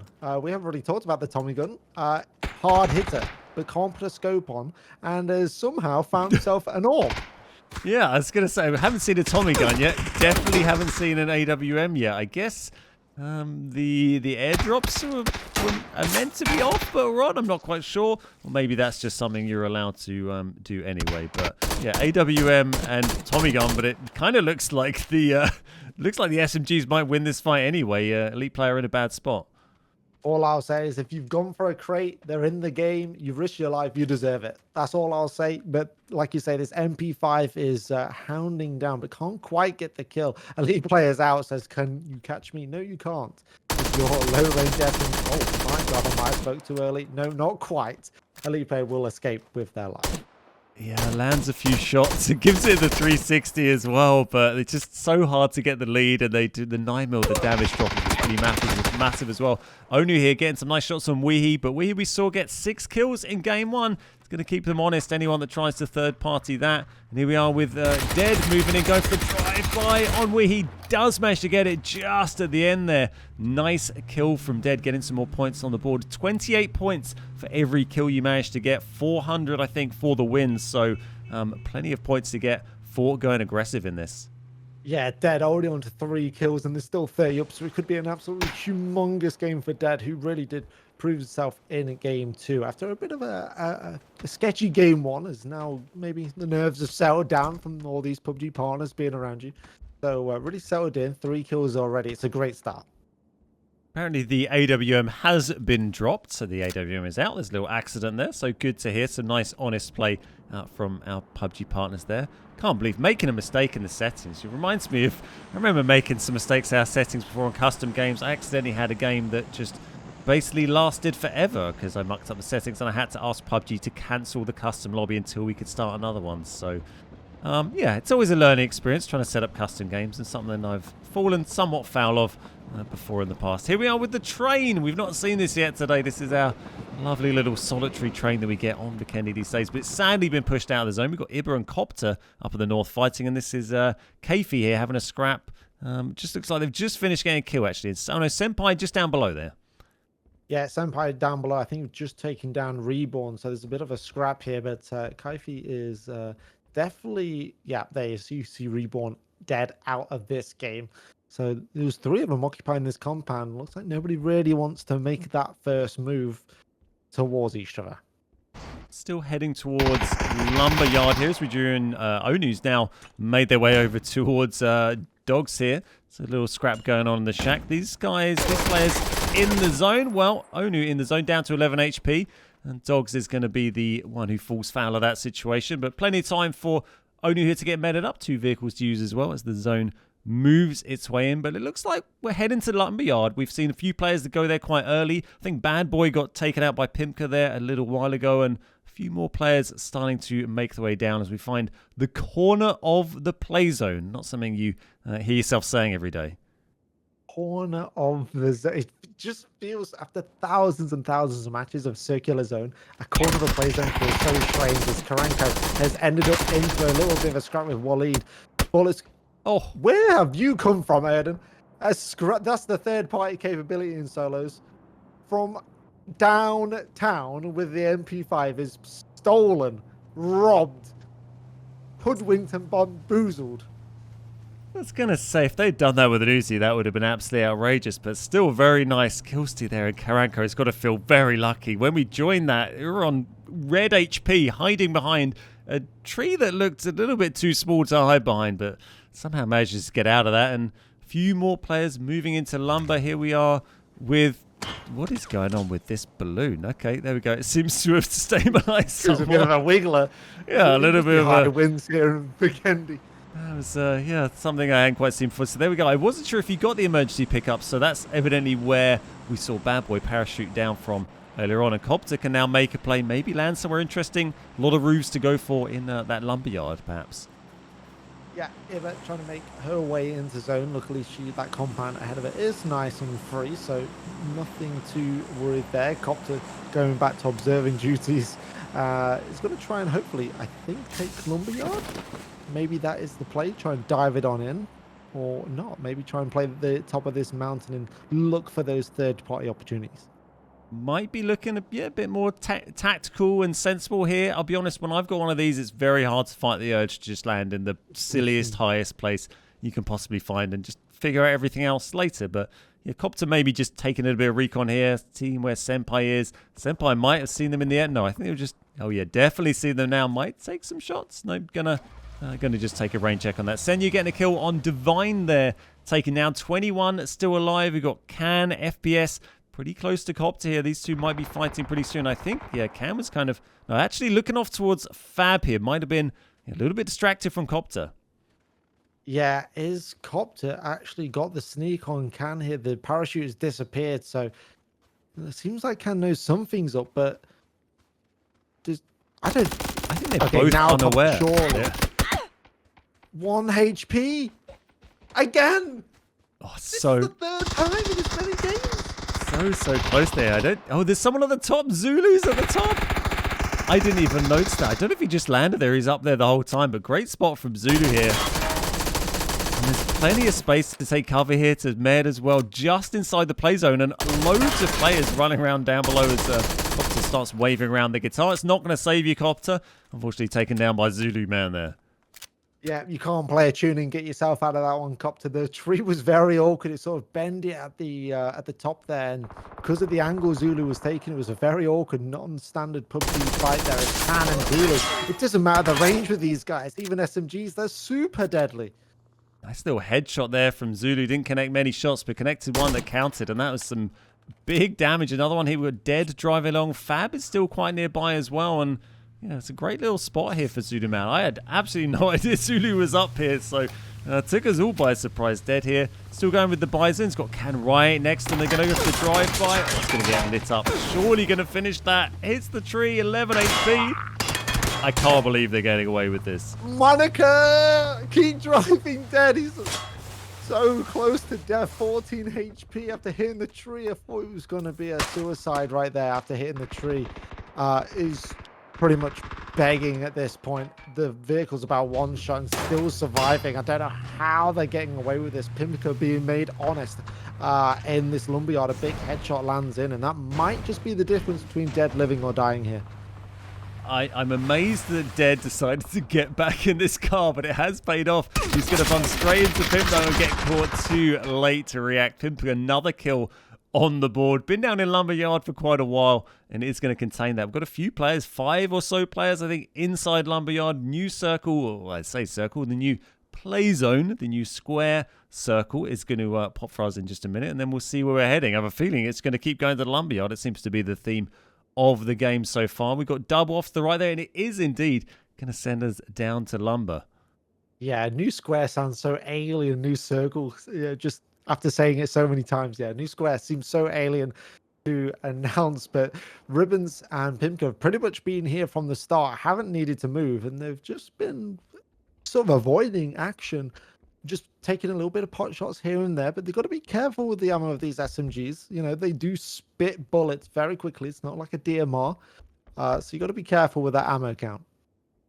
Yeah, absolutely. And because if you're firing at people from range, you end up whiffing a lot of shots with the difficult lead. It doesn't do much damage. You end up firing so much. Oh, Jesus. You end up finding so much ammo. You really do run out quickly, but I don't think Senya needs to worry about that. Nearly 400 rounds there, so that should keep them going for a little while. As they move in on Senpai, drops the stuns, going in very aggressive here, but there are a lot of other players in this area. Does need to be careful about getting a third party here, but yeah, getting in close, and this might be it. No more stuns, just running in there and going to rely on their instincts to make this pay. Senpai just in the other room. Here we go. Shots open, and great shots by Senpai. Takes down PG Senya, and that is going to be another one on the board for Senpai. Wow, Senpai with great shots there on Tasanya. That's the difference. These MP5s are so dangerous close range. Dog looking to pick up a third party here. That EMT kit is going to make things a little bit easier for Senpai, knowing that they're 100 HP straight away. But Dog just can't find any third party as we join in on a battle between Mudja and Fabness. Yeah, that was Dogs. Dogs got straight in there as well, but Mudja here is going to go surely. Great play from Fab. Fab going to go as well to the third party. Does. That's from Senpai, getting kill number 4 on the board, shooting out of Lumber. Here we are with Karenko. We've got Ibanan making a move down there as well. Onu up on the hill, still going strong. And players starting to drop pretty quickly. Who's this now firing? That was Dogs down in one of these warehouses. A lot of big buildings here. Dogs taken out by Senpai from quite a way out. And that self-resi, oh, we might be able to get it. It's gonna be tight. If he gets up straight away, I think he's good. He might be good actually here. Dogs. This is gonna be the first self-res of the night going through, as everybody normally gets flushed, but by the skin of their teeth, 6 HP on the floor. There's not much left in that. Very, very tight there, but does finally pay off. As you say, every other self-resi we've seen hasn't really been very much use, but yeah, saves the day of one player, gives them that extra life as we find most of our players now down in the lumberyard. I can see Double creeping in there, and Dogs is maybe going to try and get some revenge, try and make it 1-1 on Senpai, but going to need to get in maybe a little bit closer if they want to use that Uzi to do the business. Here we are with Zulu Man right on the edge of the zone, has got down from their tower and is creeping their way in towards Can FPS here. Yeah, Can seems aware of this. Zulu back to the square. Double is going to get favored again, just like in game 2. Seems to be liking the edge, not going into these major compounds, and seems to be getting a lot of favor for it. Great to see Hello Senpai getting some good kills so far. Senpai, of course, top of the leaderboard going into this game, only by 10, 15 points or so. There goes Karenko, taken down by Dogs. But yeah, if Senpai can have a good game, Senpai can start to establish a bit of a lead here. Some of the other leaders on the board at the moment have already dropped out of this game. We saw go. Kai is gone. Bad Boy went quite a while ago. Hackerjack is gone. So yeah, this could be a good opportunity for Senpai. Definitely going to extend that lead, and it's going to be hard work for anyone to overtake him in this game. But still, 2 more games to go after this, of course. We've got King of the Tundra, and then we've got Quo Vadis. And King of the Tundra is our single zone that it's going to close down to, and then Quo Vadis is a sort of hardcore no map or reduced UI, I think, style game mode still to come after this game is finished. Yeah, those hardcore modes, definitely not for the faint-hearted. They are brutal to play. Just knowing how many players are actually alive is probably the biggest mind player, let's say, because when there's 4 people alive, you play a little bit different. There's 10 people alive, you play a little bit different. Do you even know it's a 1v1? You don't. It's a very fun mode to play. As we saw Can FPS, he held out Zulu successfully on the edge of zone. Just the 2 players outside of Lumber, Double and Can there. Everyone else down in amongst the buildings here.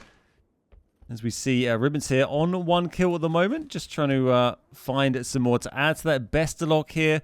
He's a little bit spread out. And Pimka here moving in. He's been taken up residency in that building for some time. We saw them very early on in this game, but now it's going to start to try and move through those compounds a bit. Most of the players down in the sort of southwest corner, and if that next zone kind of shuffles them on, it could get quite spicy down the bottom here.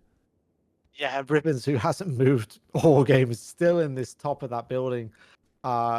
He's working out, you know, top 10 situation now as Dogs tries to make his way across the train tracks. Ribbons, you can tell, trying to be conservative with that ammo now. Only has 100 rounds back, and that's soon going to go with these MP5. Can he make that last to the end of the game? Certainly a good situation for maybe those with the EMT. A few players running it now, and that could pay dividends. There's so much cover available here. If you have time to duck back into it, you might be able to use it to your advantage. It's not going to work out for First Lady. First Lady taken out very rapidly, but yeah, best luck. Pimpka managed to get out there, took a few hits in the back there from Onu, and still looking for those fights. Ibanan off to the side there, might find a sneaky angle, but I think things have de-escalated just for the time being. Yeah, Double looking like they're controlling a huge zone advantage, but Senpai now up to 5 kills. Third party's the fight. Anu takes down Pimpka, but cannot get into the window. Senpai catches that and snuffs it out quick. Senpai looking incredibly strong here. MP5, 4x, EMT, bunch of spokes, bunch of meds, and 5 kills, and already at top of the leaderboard, as we said, going into this game. Can taken down by Double there with the UMP. Not seen much ump action in this game so far. MP5 has really been the gun of choice. A little smattering of Tommy guns, but mostly MP5 kills we've been seeing. Probably as you might expect. I think it's certainly one of the, probably the most popular SMG in the game, I'd say. And here we are. Senpai, keep an eye out for Double, or maybe Double keep an eye out for Senpai. Yeah, it's a fan favorite, the MP5, especially on the console side. The ump still gives me shudders through my spine. I don't want to talk about it too much, because here it is from Double. 3x on it. It hits like a truck, even at range. Yeah, did some good damage there from, I think, maybe just one connection, maybe two, and it did a good chunk of health to Senpai, but yep, EMT straight back up to full health and lives to fight again another day. We have got the next play zone. It's shrinking down. We still got, it's about half of it. The southern half is lumberyard, and the top half is snow and ice. And here's Ibanan just going for the sneaky snake strat. Just not really much grass there to work with, but got a little concrete barrier to hide behind. Yeah, no Senpais in this compound. Even somebody we haven't really talked about this game, had a great game too, lasted until the top 10 there with the DBS. I thought was unfortunate not to go ahead and win that game, was eventually caught out on the edge of circle. And it's just been line and wait, 2 kills to the name so far in the top 6 here. Yep, absolutely. It's been a good performance early on, and now got themselves into that late game. Going to get some good points once again. You get a good amount of placement points for getting into this game, getting into the top 6. It's 400 for first place, but 260 points for 6th place. So, that's pretty decent considering that the top place before this game was about 600 points. If you get yourself nearly 300 points just in placement, maybe plus a couple of kills, you're right up in that action at the top there. Absolutely, and these players won't be focusing too much on leaderboards, but I think going to game 4, game 5, if you know you're in the hunt and you know Senpai's name, you need to sort of brief that player, and is getting harassed now by Dogs. Look at that, and then the EMT is something I love that so much. 5, there we go, Ribbons taken down by Double. Senpai still going. Not many players left remaining here. Double still kind of working that outside area of the lumberyard, hasn't quite committed to coming in yet. Dogs, they may be coming in behind Senpai here as our players get just a little bit more squeezed, and we go into the top 5. Yeah, Ibanan now taking over that control of the compound that Senpai has sort of evacuated. Those shots, wow, what a spray from Senpai. Just rips Dog's head straight open with a laser beam of damage from this MP5. That was brutal. The pre-fire there looks so well timed. Just walked into that. Either the reactions of a god or brilliant pre-fire. Senpai absolutely destroying them. And 6 kills. This is going to be a huge point score wherever Senpai finishes. Already in the top 4. That guarantees you at least 305 placement points. Plus 6 kills. That is going to send them absolutely rocketing up that leaderboard. Yeah, I think that's probably going to eclipse the 1,000-point mark after game 3, which is an incredible tally. Just after game 3, with 2 more to play here, could be running away with it. But again, this is solos, and you can't really. There's nothing's for granted here in solos. Yep, plenty still to play for. Absolutely 5 games to play today. This is game number 3, so plenty of time left to score some points as we go into... This is Best of Luck trying to make their way in towards these other players, a little bit more established within the lumberyard now. Double has actually moved down sort of in amongst the building slightly now with the ump. It's the first time we're going to see the ump up close versus the MP5s. Not much ammo left in that ump, but I imagine probably got a bit of 9mm there to spare as well. What's that, about 90 rounds of ump ammo? I think that's about 10 kills that you can get with that, if I've ever seen it. The ump is incredibly dangerous. I'm really interested to see how it's going to fare up against these MP5s. That rate of fire these MP5s is absolutely nutty. And these players don't want to give an inch now. They know what can happen at these close range. And I believe, do we actually have a center dot? I can't see it on the minimap. I assume we have a centered dot, but with the square closing down. So I guess this is phase 9. It is the final phase of the game, and it's just going to squidge itself down in amongst those buildings somewhere. We've got 4 players left, and Best of Luck here, Ibanan, Double, and Senpai, of course. Double up on the roof there, I think, taking some high ground. Here we're going to lose one. It's going to be Senpai coming out on top, taking down Iba, putting a few shots into the pan, but does get there in the end. Ibanan gone, top 3, Senpai, Best of Luck, and Double here with the high ground. Yeah, it's looking very good for Senpai here. Best of Luck and Double in a 1v1 situation that's always third party central in the blue. Can't use your EMT kit if you're out there, but when you are in the zone, EMT kit, quick little 3-second heal, and that will go through now as Senpai is crawling towards these remaining 2 players. Yeah, it is looking good for Senpai. To say 7 kills, you have to think their favorite and have the better position here as well, really, as Double creeps though in. Senpai just waiting for it. Gets the hits, but does get put really low. There is time for the EMT here. As you said, just inside the blue is going to count. Does have a cracked vest. Can Senpai pull it off for the 8-kill win? The 9-kill win? No! Best of Luck takes it. 3 kills on the board. Great win by Best of Luck there. But an excellent performance by Senpai nonetheless to get a big haul of points and a fantastic finish down at the lumberyard in that game. And there's a prime game of solos. You just don't know who's going to win. You see Double and Best of Luck fighting. That fight doesn't really come to anything. Bait Senpai in. Senpai gets the kill on Double, but it costs the win of the match. And there are some points there that you think, is that going to decide things later down the line? It's not going to stretch that lead too far away. This is all still game on. Yeah, that cracked vest, I think, might have just been enough to send it over the edge for Senpai there, but huge game nonetheless, and 2 more still to come tonight. We'll catch up with the leaderboard in just a few minutes once that's updated, but for now we're just going to jump into a couple of quick videos, and then we'll be back with game number 4 very shortly. Yeah, I think all the way down to 6th, it's very close between 2nd and 6th. I mean, as a neutral here, kind of preying a bit on Senpai's downfall for game 4 and 5 to see this sort of even up, maybe a race to the top. But we'll see, can Senpai sort of end this in game 4 with another strong performance like that? Could definitely do so. Yeah, it's that consistency, isn't it? You can see the others in those top few positions there. Dogs, Ibanan, you know, Best of Luck. They've had good games, but then they've had maybe one poor game that's just dragged them down. And yeah, Hello Senpai certainly establishing dominance at the top there. But yeah, very close between everyone else. 5 different players on 700 or so points there. Very, very tight there. Lot to play for. And, you know, even these players further down, 400 points. You can get a 400 point game. You're going to get yourself right up in amongst that. You know, even into second place potentially for any of these players so far down. But we're pretty much ready for game number 4 of the night. And we're going to jump over and have a look at that right now.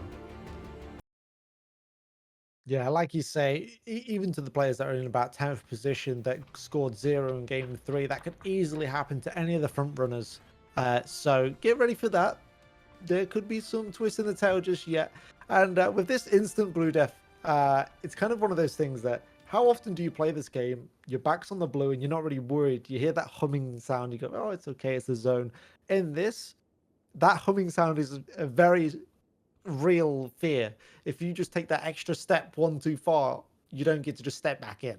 It goes against your instincts, doesn't it? It goes against everything you know to know there's absolutely no forgiveness from those blue zones. So yeah, will be interesting to see if anyone gets caught out by that. We've got plane going in just a few seconds. And then, yeah, I'm kind of intrigued to see exactly how this is going to go. I think we're going to see the zone appear after a minute, apparently, but it'll be a small zone.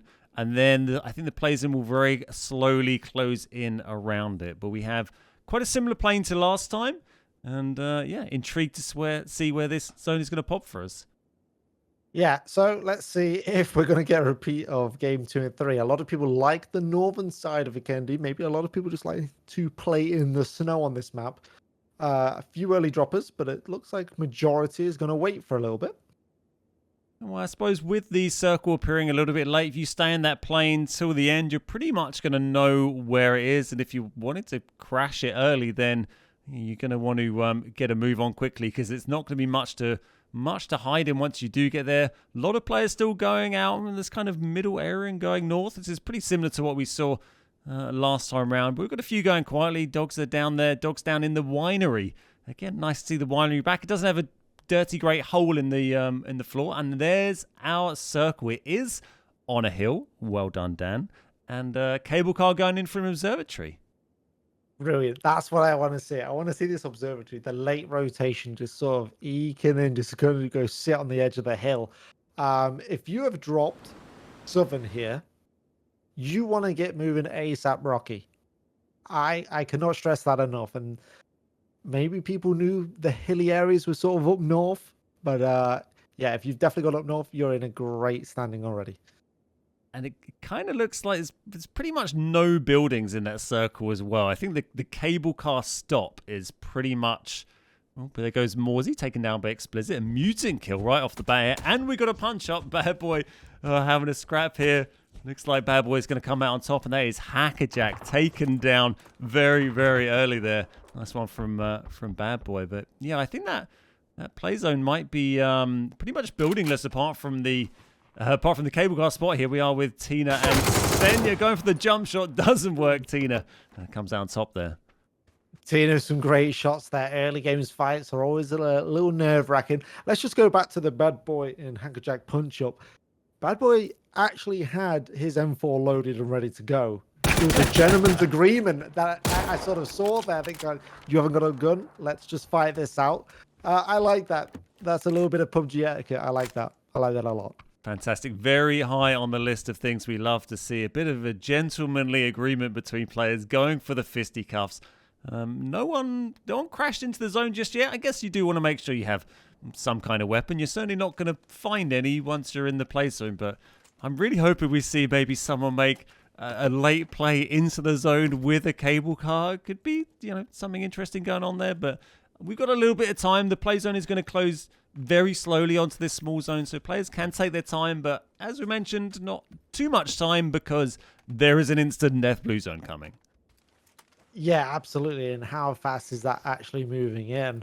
I don't think phase 1 is actually closing just yet. We've got about 3 minutes, so they've got a bit of time to start making their way, sort out some of these early scuffles, and see what happens from there. If you leave it too late, of course, though, and then don't manage to find a vehicle, you might start to suffer somewhat jogging in. I mean, we've got players down here. We've got Iba, I Love Iba, AK Pack Meat, way down in the southeast. Karenko's a long way away. Bestalok, Dogs, a lot of players a long way away. But you can see a sort of gentle migration of players heading up towards that play zone as we lose Dogs there to Can FPS. And I think it was that Ribbons, I think, was pretty close to the play zone. And we are joining First Lady on the snowmobile here. Yeah, interesting you mentioned Ribbons there, because obviously it sat in that zone in Lumberyard for pretty much the entirety of game 3 before coming to the ultimate demise in about the top 15. Wonder if he's going to sort of play an early zone play and just trying to sit there and wait for everybody to come in. Might be a good way to get some points if you want to get some kill points and you're feeling confident. There we go. There are some points on the board. Get yourself up towards that zone early. Sit near it. You know that's where everyone's going to be heading. Those kills are going to come to you, and you might be able to do well there. We've got Ribbons. Mazzarini's heading up there. Benjoy looks like he's considering the cable car option potentially, going up to the observatory. And yeah, a lot of other players moving across those ice fields up towards our little hill play zone. Yeah, Benjoy, what... how is he rubbing his hands? Is it very deviously? I imagine it will be. is next to the cable car. Has he got an option? Has he got a plan? Has he got something up those very long, tricky sleeves? I feel like he's only just, I'm not sure if he only just started picking up ammo or only just started looting, but maybe someone who wouldn't normally prioritize ammo, probably more interested in finding gas cans and stuns and smoke grenades. But yeah, interested to see what Benjo's got. Elena moving up across the ice field here. Mazzarini on the edge of the mountain again. No one actually dared venture into that circle, and I didn't even know this was a place. What is this? I'm going to be honest. Where is this? This is pretty much in the play zone. That's where Mazzarini is. It's just outside it, but is this where Fred Flintstone lives? I wish this was in the play zone. Look at this. That is great. First Lady is absolutely romping it above Mazzarini there.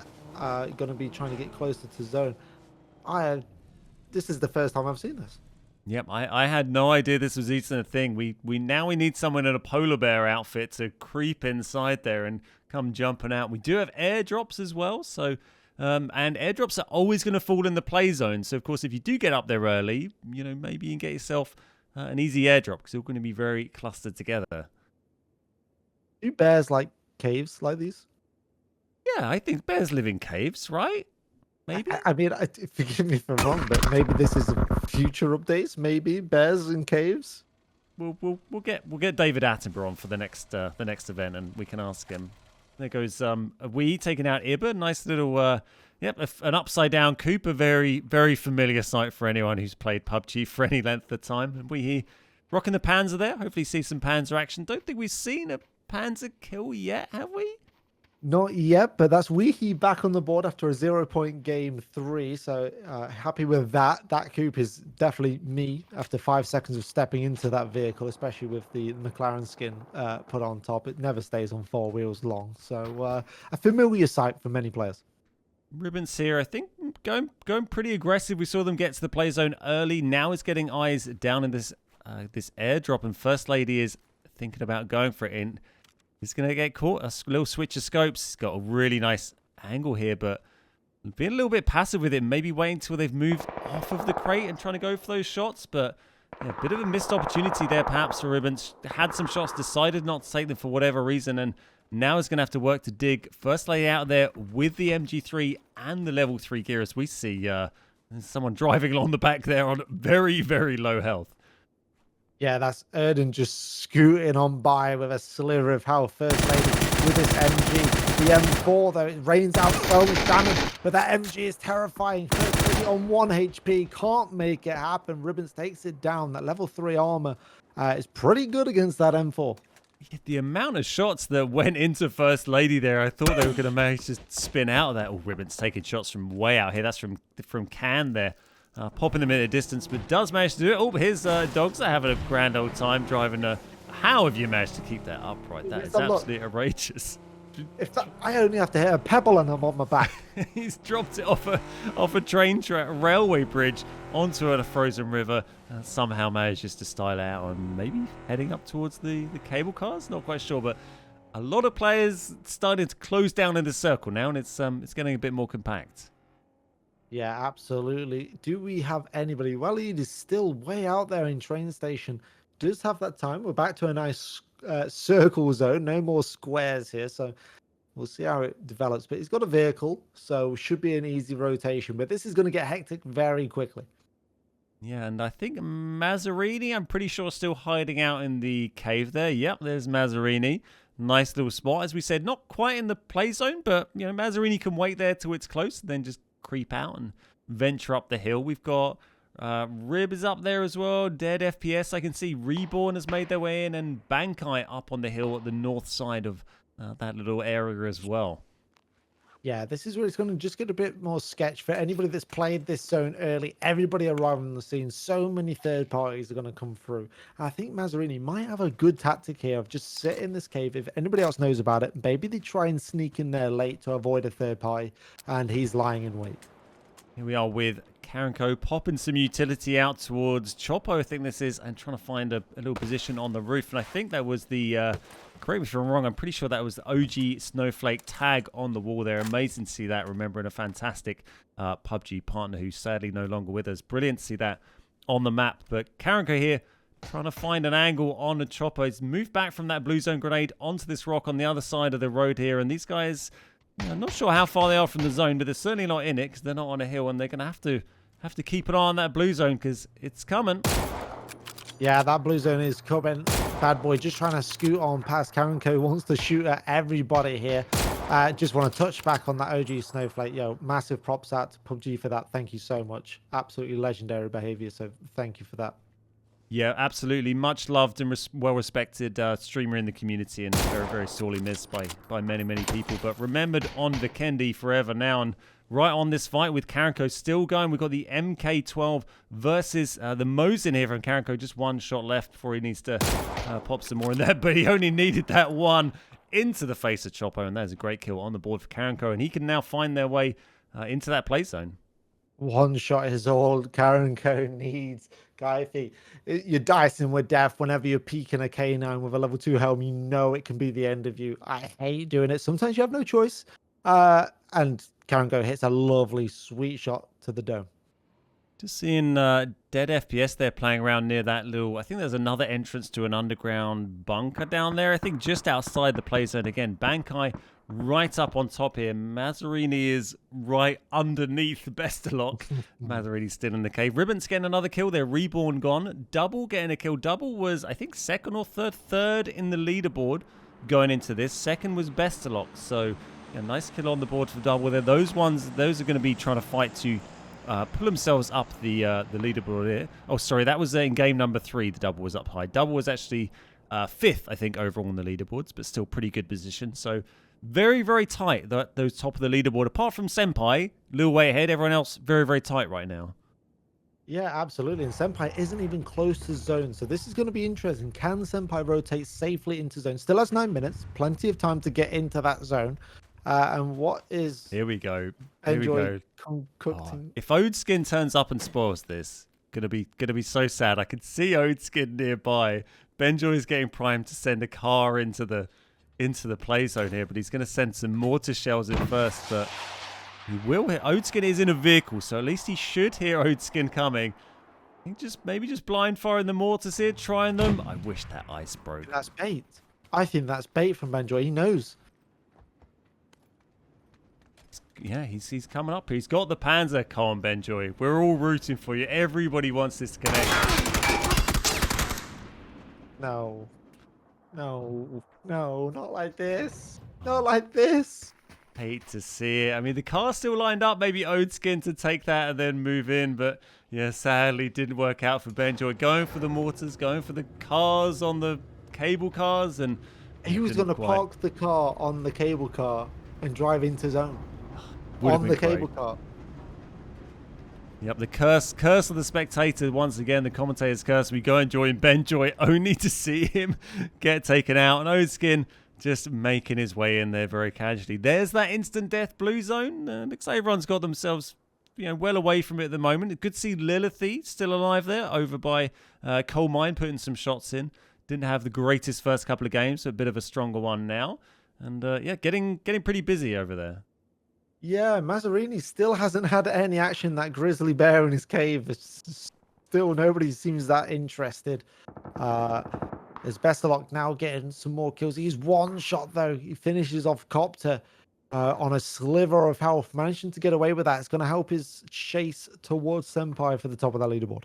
Yep, nice kill there from Bestalok. Mazzarini still in the cave. We've got Raya nearby as well. Kai still going strong, I think, down at the gas station just on the corner there. But a lot of players taking up positions sort of nearby, maybe going to make that last minute dash in. They realize it's going to be busy in there.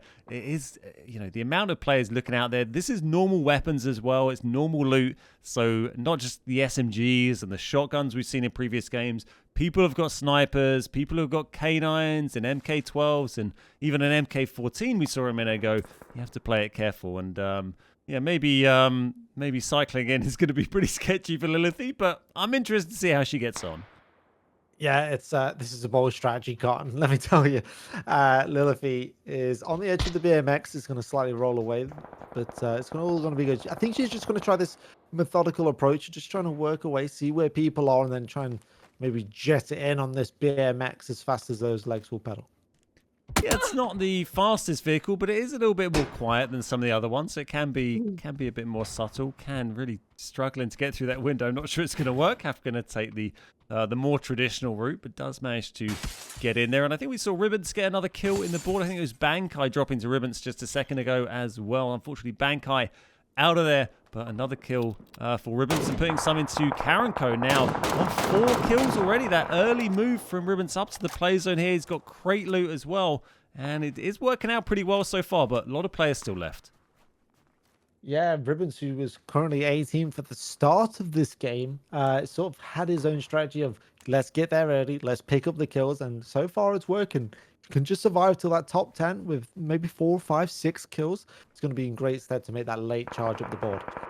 Yeah, current kill leader in this game with 4, I believe. There goes Zulu Man taken down by Bad Boy. Bad Boy's been having a pretty good day. We've seen plenty of kills in the feed, and we've got Pro moving in from the southeast. Senpai coming a little late there, playing this one a little bit more cautiously. I think they may be aware of quite how far ahead on the leaderboard they are and just making sure they get into that late game once again. Mazzarini still chilling at home in the cave. Hasn't moved from that spot at all, to be honest. May well have just wandered off to make a cup of tea, cup of coffee, maybe, maybe some biscuits in a bowl.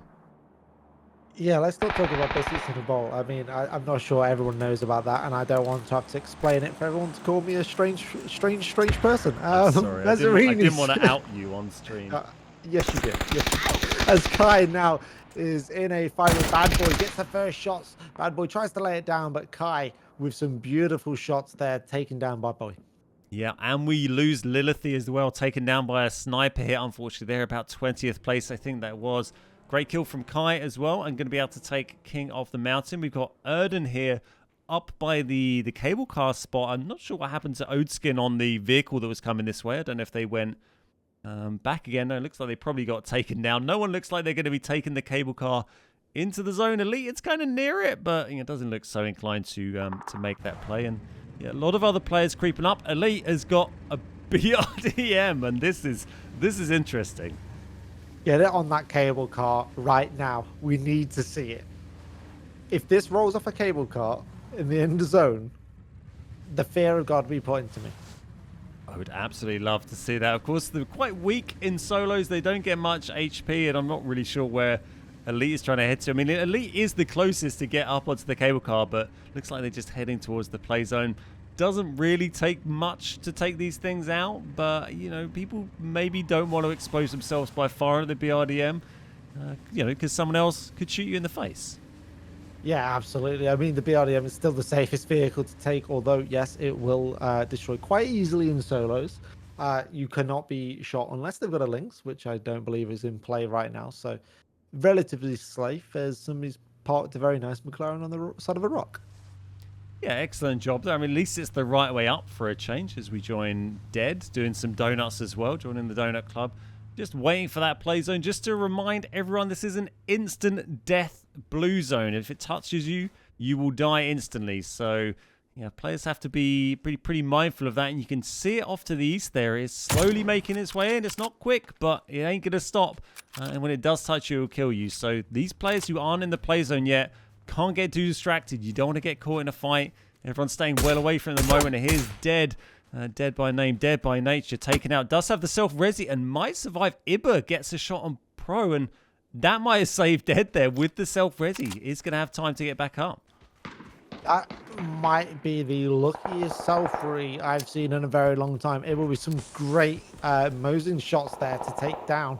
I think Dead is actually, has just been flushed out by Dead. That is very unfortunate.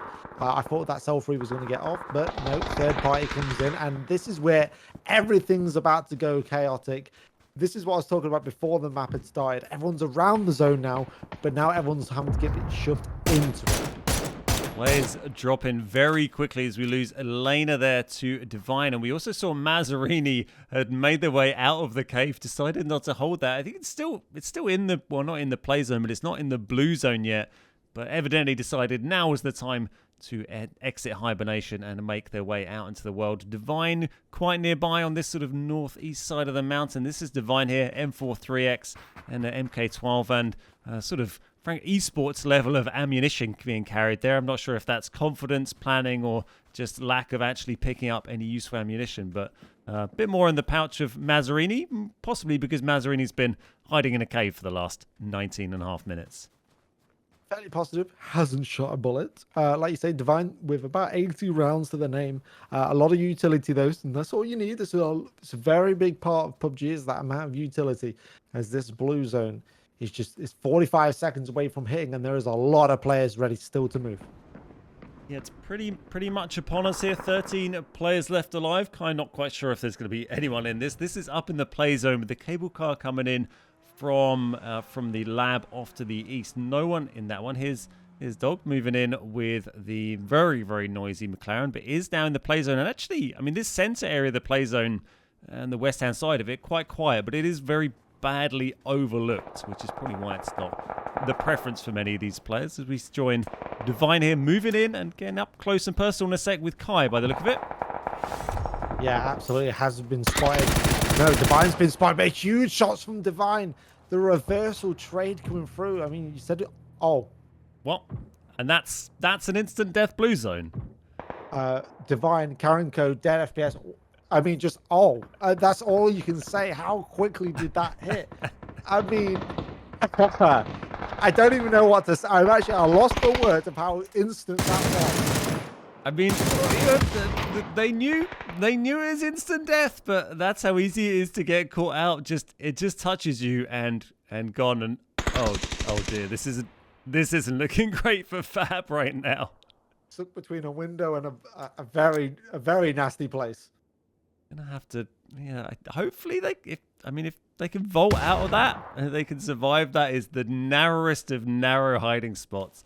How big is Fab Miz's bum jumping out that window? They're thinking about it. Can they not vault that? I'm not really sure, but yeah, you certainly can't. Yeah, I feel sick. Jump. It's not gonna work. Oh, Fab, how long they've got? Can you jump and sort of climb? I think he's maybe scared of bouncing off the window and falling backwards. Yeah, you can't survive. A single tick is going to be enough to take you out. There's no one out there waiting by the way. Ribbons is kind of looking this way, actually. So, yeah, even if they do manage it, it's going to be tough. But, oh, no, there we go. Okay, did have an angle. Just playing a little bit safe. Ribbons was looking this way, but evidently missed that. And Fab lives to fight another day. It definitely does. And that humming of Dan's thought process was definitely lingering very close. Instantly death if you get caught by Dan's thought process on the edge of zone. But will, like you say, live to fight another day. A lot of bolt actions in this final zone. Yeah, this is Mazzarini, our cave dweller, has emerged and is trying to find some kills now. Only 6 left alive. We lost a whole bunch very rapidly. Here's our BRDM with elite players still going. I'm pretty sure we lost Senpai with that flurry of blue zone kills as well. Our top of the leaderboard player was taken down by the blue zone when it caught up and surprised some of our players. We've got Ribbons, Fab, Slicker, Dogzer, elite player, and Mazzarini, our final 6 at the moment. Yeah, I just want to take note of where that final dot is. Ribbons has to go the entire zone to the other side, and he can't take any ticks of damage. It's not like you can just take a little one. We saw it when quite a few of the players got swallowed up whole at the end of phase 1. That BRDM could prove to be pretty useful now. I'm not sure anyone's really put any shots into it so far, and with only 5 remaining, that's going to give you a pretty useful bit of cover to play with. I can see Dogzer is getting a little bit close to it. Slicker's got the old smoke launcher ready to go, but just got 2 minutes here, and then this circle is going to close down to nothing, and these 6 players are going to have to fight out and figure out who's going to win at game number 4 of the night. Yeah, absolutely. Elite player with that BRDM. Who wants to shoot at a fresh BRDM? It's not something you want to do. Maybe you have to do it at some point. But is everybody in the lobby going to clump up, or are they going to third party each other? As Dogzer put some brilliant shots into Slicker. The last bullet flies into the dome of Slicker, and we have our last 5. Yeah, great little headshot connected at the end there to drop Slicker. Nice shooting from Dogs on, I think, 2 or 3 kills there. Yeah, these players on the edge of the zone, as you say, Ribbons had a long way to make the way across. That is our center point, by the way. That's our little dot we're having a look at here. Players got to head this way in just over a minute's time. That's going to push them in. 5 remaining now, 25 minutes down. There's only going to be a couple of minutes until this game is over. Mazzarini here with the smoke launcher ready, very close to that dot, but it's a big open space for when they move over to it. And there is our BRDM. Yeah, Mazzarini, 0 kills playing that pacifist game. Can he win without getting a single kill? That blue zone might just do all the work for him. I would love to see someone chuck down a ton of smoke in the late zone and players just stumble into the blue and drop. Could easily happen. Could very easily happen here. Yeah, Fabmiz putting some great shots onto Dogs. Dogs in a bit of a world of hurt here. Maybe he knows he just has to defend this position, but Fabmiz is trying to work an angle here that has that dangerous MK at hand. Ribbons here is going to need to get a move on. I don't know how fast this circle is going to close. I'd presume quite slowly, but if it doesn't move slowly, Ribbons is going to get absolutely screwed here. Got a long way to get across the zone. Obviously doesn't realize quite how empty it is in front of him for the minute, and Mazzarini going for a McLaren play, and that is the stuff of nightmares. Yeah, that's pretty scary. I don't want to see that if I hopped in a McLaren ever. Not like I'm ever going to actually hop into a McLaren, but here we go then. 2 minutes for this phase to close. So Ribbons has a bit of time. Dogs putting some shots onto Miz here. But it looks like no avail completely. Grenades going out. And again, little tags here and there. I'll tell you what, Dogs is relentless on this kill. Yeah, playing very aggressive here. Love to see it. That blue zone is moving in now, and that grenade on point takes down Fab. We're into our top 4. We got Dogs here. We've got Mazzarini. We've got Elite player with the BRDM and Ribbons now moving along. Might be coming up behind Dogs here, wrapping along the edge of that zone. Playing edge of the zone, pretty risky here. An Elite player needs to get that BRDM moving because the acceleration isn't really its strong point. No, it's not. And if you go up a small hill, it does not like it, even though it is a big, sturdy tank. He looks like he's got a downhill path, even though that zone is going to be closing in on that side. Ribbons has sort of found out the speed of this zone, is slowly creeping forward. It looks like he's spotted out Dogs. He has. They're both so close to the blue zone. It's making me so anxious. Look at this. You failed to stand up. Look, just one little touch. But yeah, it looks like just about staying aware of it. We've still got Mazzarini, I think, sitting in the back of that McLaren grenade. Pretty much bounced off Dogs' face there. It does live to fight. And another one hits him and bounces away. Great stun. Oh. Ribbons falls into the blue and gone. The stun blue zone kill. Unbelievable. Oh, after all that, a stun will just end it all. He doesn't know where he's going. Dogs is on the very edge of zone, creeping. Like we say, one tick. Can Elite player sit in this BRDM and stop anybody else actually getting into the zone? If he's parked that on the dot, then it could happen. It could happen. Mazzarini goes zone. Here's Dogs. He's on low health. If he's parked that on the dot, then he's going to win. Dogs, oh, so close. He's just going to take one tick, and he does. Elite player does it in the BRDM. Did Elite even get a kill? The 0 kill chicken dinner in game number 4. The very elusive 0 kill winner chicken dinner. I can't believe we saw it. We thought we was going to see it with Mazzarini. He doesn't get it. Elite player has played the long con. He's got the biggest, baddest BRDM on the map, and he's planted it. And it's chef's kiss. Unbelievable. I mean, Elite player by name, Elite player by nature with the 0 kill chicken dinner. That great game mode. That really enjoyed that one. Very different perhaps to what you might see in your normal day-to-day in PUBG. That was game number 4. We got one more game for you tonight, which is going to be a sort of hardcore mode. I think a hidden UI, maybe hidden map. I'm not quite sure exactly what the settings will be, but it's been a hardcore sneaky map. So looking forward to that one. That's going to be on Vikendi Reborn once again. We're going to take a short break, and then when we're back, we're going to show you the leaderboard once that's updated, and we'll see how that's looking as we go into our final couple of games of the day. We'll catch up with you in just a minute. Right, we are pretty much ready to go. We're pretty much ready to go with game number 5. Just going to quickly show you the leaderboard here. It has been updated. We can see, unsurprisingly, Senpai still at the top by nearly 500 points. Dogser and Ribbons just behind. The only people who could realistically catch Senpai if Senpai dies straight away and they have monster games. But yeah, certainly looking pretty good for Senpai. Karenko up there, Slicker up there, Kai up there, but pretty tight between, you know, that cluster below Senpai again. A lot to play for, are those top positions. I'll be honest, the amount of people that are on 700 or 800 points, it goes all the way back to 16th. And as we've seen, you can hit 500-point games very easily.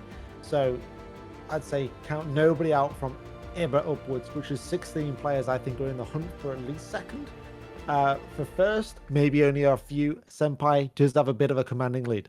Yep, absolutely. A little bit of a lead there for Senpai. Way out in front as we jump on to our final game of the night. So this has restricted UI settings for the players involved. I'm not exactly sure what things they do or don't have. I think we'll figure that out as the game goes on. But going to be interested to see how they play it. I think otherwise the settings are fairly normal. I don't think we have an instant death blue zone anymore.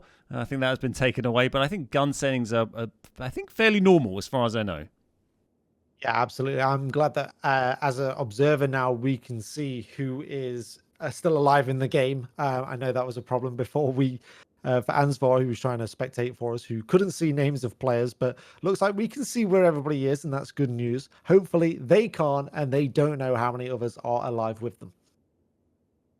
So I think the players have no compass or blue zone indicator info. So they don't know where the blue zone is, nor do they have a compass. They do get the map, because if they don't have the map, then we don't get the map, which makes it quite tricky for bringing you a decent quality broadcast and for our poor observer, Ansvar. Here we are with Waleed. We've got Mazzarini, our Cave Bear, Bankai, and Yusuf is just making their way out there. Morsey over the back of town as well. Not really seeing any action down here so far. A little cable car going over the top. Not seeing a cable car kill yet. Still time.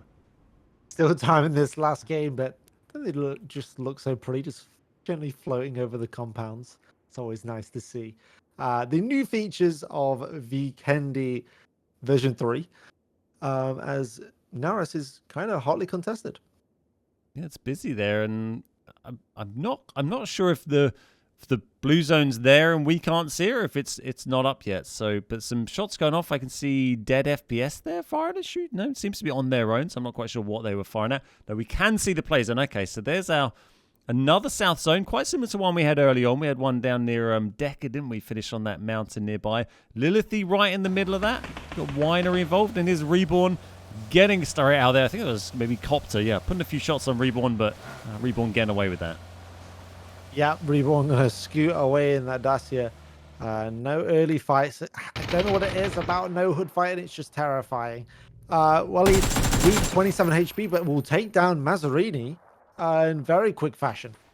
Yeah, after grabbing the third place, fourth place, whatever it was in the last game, Mazzarini going down. Unfortunately, very early on. No cave to hide in this time, and so didn't quite work out. We got Senpai here, grabbed a shotgun, looking for Zulu Man, but might be trying to find something else. Senpai hasn't no helmet yet, and looking like might need to find a few more bits before they move in. Although I'm not sure Senpai probably needs to worry about conserving points too much. I think there's pretty tough to catch at this stage, but yeah, a little bit of early action going on. A few kills on the board. First Lady with one there, Senya with one, and most of our players pretty spread out around the map here.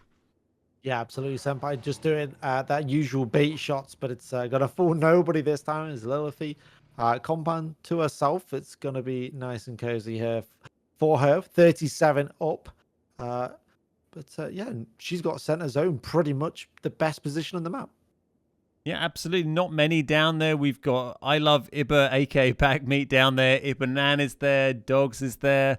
But only 5 or 6 really in that southern play zone. But plenty of time for everyone else to get looted and then make their way down. We've got Wee here, Senya. Also at the terminal, one of the new hotspots right in the middle of Vikendi Reborn, the brand new Vikendi map that is out now on PUBG PC. Coming out tomorrow on PUBG console. If you're a console player, that is going to be available to play. Being played, no doubt, by all of your favorite PUBG console streamers. Yeah, absolutely. I'm going to have to dabble in. I'm very busy tomorrow, but I feel like I'm going to even have to load up and make some trouble in the lobbies. I'm not letting anybody get any free wins on my Vikendi. Yeah, can't wait to check out. So much new stuff on here. As we were talking about earlier, completely new map, pretty much. It's an 8x8. We've got the comeback BR, of course, down in the bottom right. We haven't seen today because we're playing in solos, but a lot of new stuff to do there. Ibanan maybe struggling to find the right pedal here. Just not really. Just coasting along very quietly. Not quite sure what the strat is here, but okay, it's going to hop out and take some shots after that somewhat uninspiring drive, and then yeah, okay. So didn't quite work out. It looks like we have no kill feed indicator, right? Okay. So that's another interesting thing for our players. Yeah, no kill feed indicators. So Ibanan tried something a little bit creative, tried to slow roll up, but Onu was very wise to that and drive by gun down in very, probably say, easy fashion there. So we're down to our last 36. His lights breaking out all over the place. Waleed already with 1 kill is now up against Morsey in this 1v1. Jumps out the window, an easy spray down. Morsey just not aware of the jump through, and Waleed's going to go up to 2. Nice movement there, and pinpoint accuracy gets the dub. That is going to be another kill on the board. More points, 28 points per kill, and you also get good points of placement as well. I can see a drop coming down on Dogs down in the bottom right there. Going to get an easy drop by the look of it. Everyone else pretty far away. Looks like Benjoy is going to run into some trouble just up the road as well. Poor old Benjoy. And this is Dogs. What's he going to get? Is it up on the roof? He's trying to find where it is at the moment, or maybe just getting some high ground, but he's going to get that airdrop. Where is it? Still, I guess still up here somewhere. Coming down, I think. Now there it is, still way up, way up. But yeah, looks pretty comfortable down here. Yeah, Dogs is living his best life, just waiting for this 3 crate to land. Always a great time, but it looks like Lilith wants a sniff of this loadout. Maybe this 3 crate isn't going to be for free. Yeah, and this is just in the south area. The snow starts to fade and you get the more grassy areas. There is a Yeti there, the white ghillie suit. Not going to be much help in amongst the grass here, but takes it anyway because it looks great and you get some style points, right? Yeah, you definitely look cool. And you look dangerous when you have the ghillie. People know you've got that gun, so they're giving you a little bit more respect. Just put a bit of a target on your back because, maybe there's a crate weapon that they want. But I always think it's great to let everybody know that you're the big dog around the house. Still, few players quite far out from the zone here. So someone was up pretty much near the lab where we finished the last game. Here's another McLaren outside of its natural habitat in the snow, but somehow seems to be managing. His Major on 1 kill already. M4 Mini, pretty pro loadout there, and giving us a little pose to the camera. Fantastic beard there, I might add. Yeah, I'm jealous of the beard. I'm not going to lie. I'll never have a beard like that. But great moves. Definitely playing for the camera. Just on the edge of the play zone as well. Nearly made their way in. We got Yeesus right at the top. And then a few over Zulu Man up near Leveni starting to make their way down. Look like they've all got vehicles. We have, I hate to go on, but we do have 1 cable car in this play zone. Could still get used. Both stations. Oh, here comes Bankai. Great hit on Ribbons. That was with the K9 there as well. Oh, Ribbons is panicking now. Yeah, Ribbons is in a whole world of trouble. Bankai with the drive-by K9 absolutely takes down Ribbons' HP, but Ribbons holds true with about 5 HP, has hit the shots of his life to stop the advance of Bankai. Great shots there by Ribbons, and the commentator's curse. As Erden, again, from way out, has third party in the situation.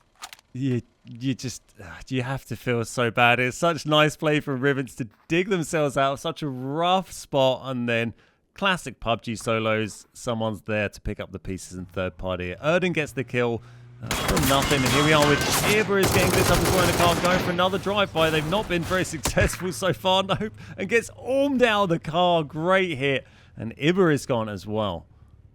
Yeah, I think Iber hit that wall there, so she couldn't continue that drive-by. Dogs was still fairly healthy, and a brilliant arm shot just ripping her out the car. Silent Storm, what a sound it is. I think we're learning that drive-bys maybe aren't the most effective in this game when people know where to aim. They know where you're going to pop up and be shooting for them. Drive-by's been going on for so long, and when you've got an AWM and you've crashed your car into a wall, it's not going to work out too well for you. Most of our players in the zone now where Leeds nearly made their way down. Well, actually, Eustace is still miles up in the top left, but most of the other players have made their way down and clustering around this mountain. A little bit of Dino Land. Oh, and Bestlock just hanging out in Dino Land as well. Why not? Yeah, honourable mention of Bestalok, who's still in the hunt for a decent result here. So, got to get himself down all the way to the bottom side of the map. It's a long trek, but hopefully got a vehicle there. As Lilithy again living the best life, comfortable at the southern side of the circle. So just to remind the people watching what the game mode is, this is a sort of semi-hardcore game mode. They've taken away the compass and the blue zone indicator info from the players. They can't see any of that stuff. Looks like they also have, I think, the kill feed icons in the top right. You're not going to see those, so you're not going to see the kill messages and know exactly who you've killed or if you've killed someone with your shot. But not able to take the map away because then we lose the map for the for spectating as well. But yeah, sort of semi-hardcore mode with fairly normal loot. And at this south shifted zone here, we have a Benjoy with a G36C. In the underground bunker again. Once again, what is he doing? What has... Wait. Hold... Oh, that is very, very sneaky. I think he was... Oh, look. Hello. What you got for us, Benjoy? Come on, then. Oh, no. Oh, Ben. I suck. Oh, Benjoy. Benjoy. Yeah, that is... Benjoy, but do you? Hate to see that. Oh, he's got such a great little hiding spot with his Panther as well. It's, it's sometimes it's the effort that counts, right? Sometimes, Nobody does it like Benjoy. Nobody.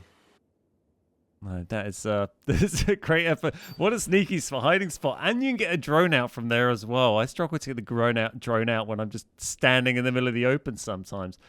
Sadly, doesn't look like anyone's coming down to join Benjoy yet, but he's keeping a good eye out, and he'll certainly know if there's anyone in the vicinity.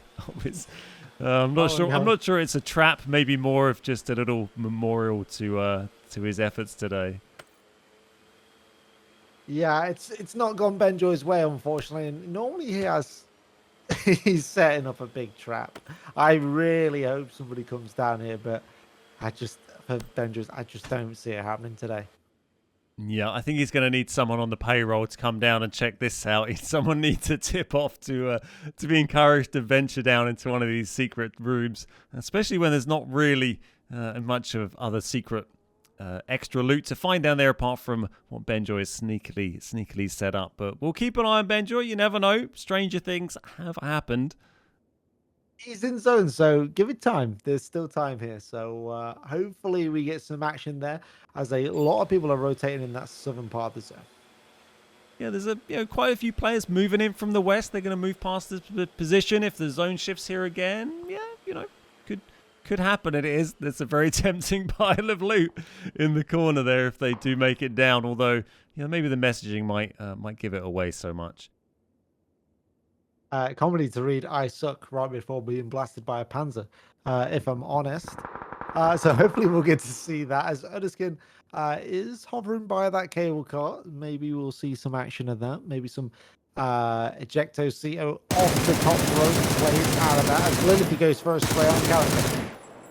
Yeah, amazed the McLaren got away with that, really, but does manage to survive. Lilithy hanging in there as well. Had the little bit of circle up for zone 1, or does have...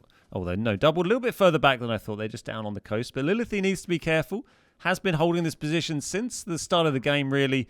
Double just moving along the coast here with a bike. Being a little bit more sensible. But got a nice shield shot here. Well, needs to reload their SLR if they want to take any shots. And probably going to find that out in a minute if they try and go for it. Yep, there we go. Yep, got to put some bullets in that one.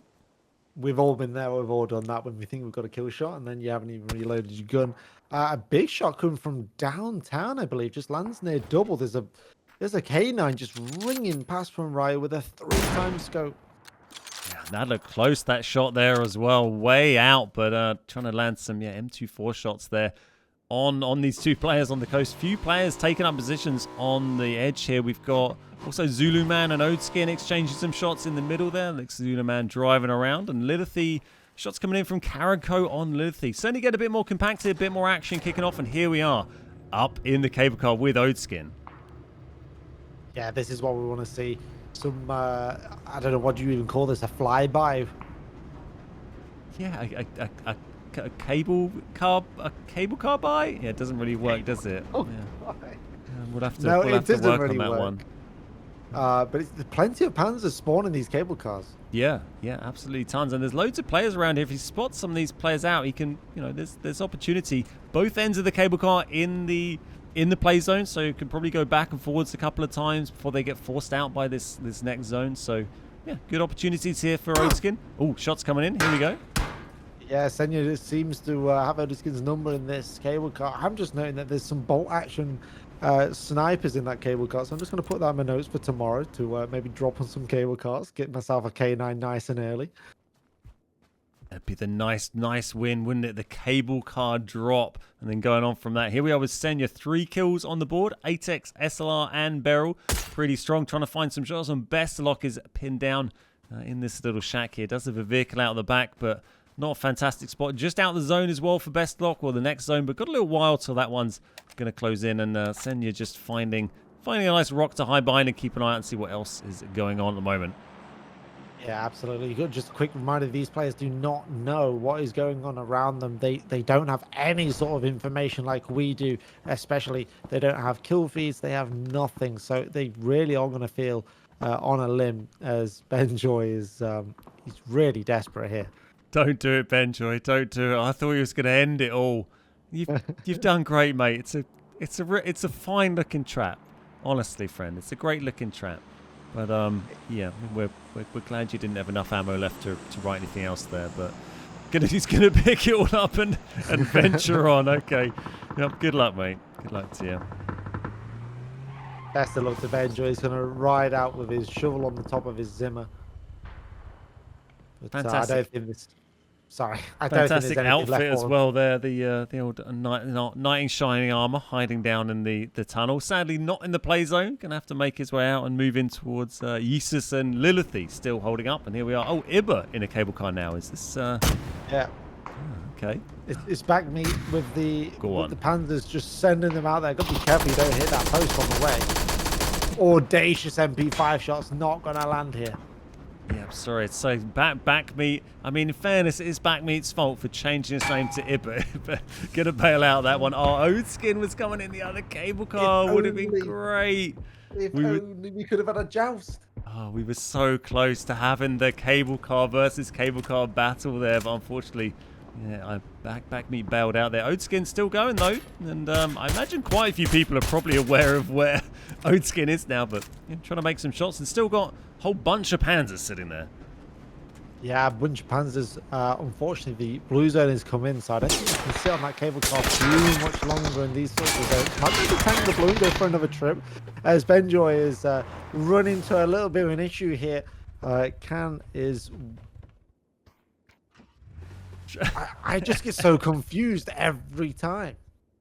Yeah, trying to figure out what Benjoy is doing is always a great game to play.Got the gas cans under there. There were definitely a few Benjoy put down. He's going to try and get that car up in the air, and I think he might be going with it. Yep, he's going to go up high, and oh my god, that is something. And he's got the parachute. He can get out of that as long as he doesn't get. Hold on. What? I Let's mean, just put this in your notes, because that's with the new parachute system on Vikendi. Did he kill him? who killed? No. Who killed Cad?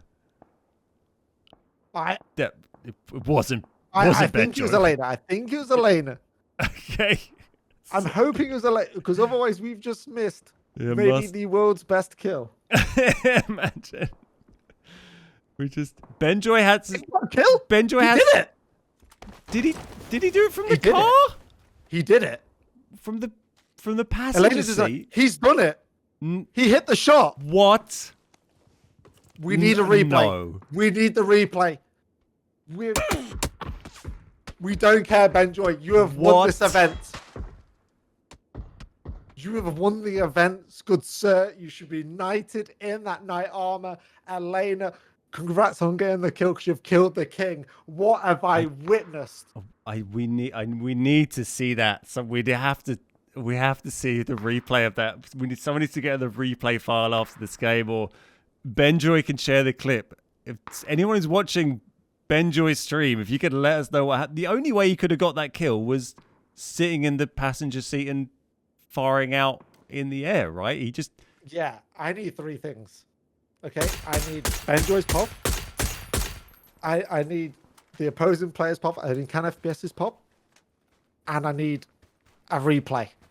Yeah, that was nuts. And because we don't have the kill indicators, because it's the hardcore mode, we didn't see the kill pop up in the top right until the camera came down and looked. I'm absolutely stunned. I'm so intrigued. I mean, if that's what happened, that's pretty much the greatest kill that's ever happened in the history of PUBG. I'm shocked. I'm in awe, and I can't believe that has just happened.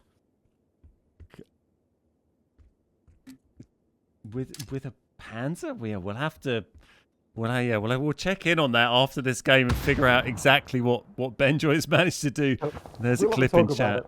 Yeah, there's a clip in chat. People can check that out and let us know what exactly was going on. We'll try and regain composure and see what's going on in this game. First Lady, 3 HP here. Senpai with a very slow drive-by, but First Lady managed to take it on 3 HP. Got to find Senpai. Looks like they might get that self-revive away.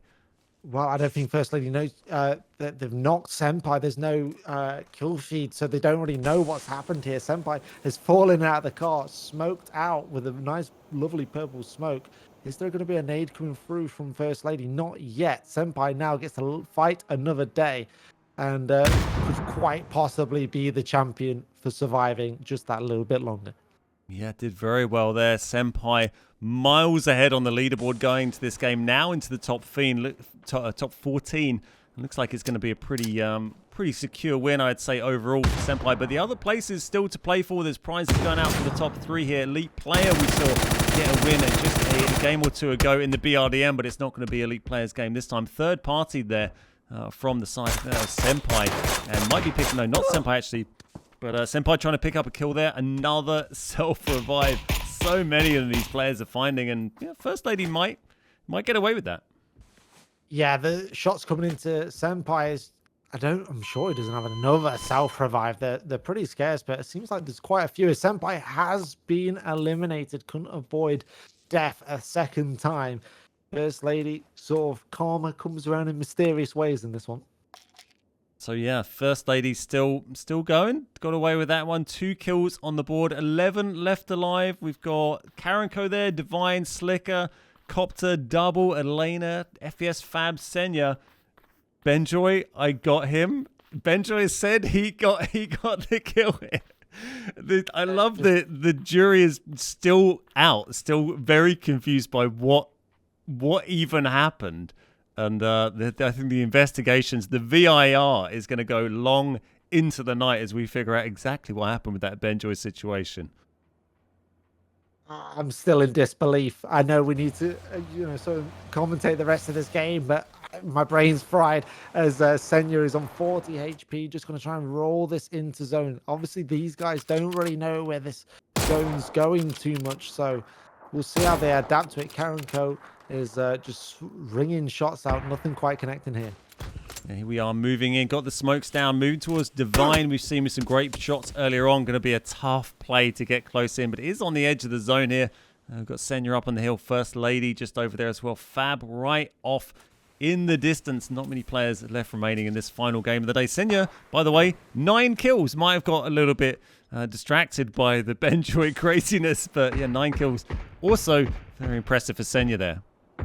Yes, and your 9 kills, that's absolutely outrageous considering we only had about 40 odd start this game. But First Lady lying ready in wait, ready to pounce, creeping, crawling, does pounce, does find the kill. But do they even know they've got the kill? Ran into the smoke. Hopefully that body's flopped. Yep, Still isn't sure. Yeah, it can be hard to know. Obviously, a little bit wary of that. Yeah, definitely unsure. I think they will have realized now and seen the death crate. But one of the extra things you get from these hardcore game modes, not knowing if you've even killed someone. Here's Slicker on 0 kills at the moment, sharing a house with dogs by the look of it, and Divine very nearby as well, just on the ridge on the other side of the road there. Yeah, it looks like Dogs has entered the Slicker's compound. So how is Slicker going to play this? Can he get away? Dogs with that barrel is... It's a nasty bit of equipment, that. But it looks like there is a bit of gas poured on the floor. And this building's going to get hot, hot, hot very quickly. Well, this is straight out of the Benjoy playbook here. Slicker setting a little trap. Not going to catch... Is that copters in there? Oh, here we go. Down below. Throwing the pan up from... It was... Oh, I think we hit the... Oh, no, Slicker. If that had happened a second earlier and had to jump back into the burning room, it would have really not been working out too well. It does escape, and Dogs is still alive as well here. Doesn't escape because that blue zone has gone through the floor and caught him out. Dogs is not going to know that, though. And how much utility he's going to use in trying to flush Slicker out, who is already dead. Yes, interesting that had no idea, killed by that blue zone grenade. Those kind of fights really difficult and very low ammo, whoever that was with the mini, 40 rounds or so. Elena's still going, First Lady still going. Dead FPS up the top there, that was Divine, just down to 44 bullets in the mini, and M4 is secondary as well. So yeah, Divine might need to find themselves on top of a death crate soon if they want to shoot more than a couple of players. Yeah, absolutely. It looks like I'm not sure Dogs even realizes if Slicker's still dead yet. I think he still thinks he's fighting ghosts. Double just hanging out on the southern side of zone.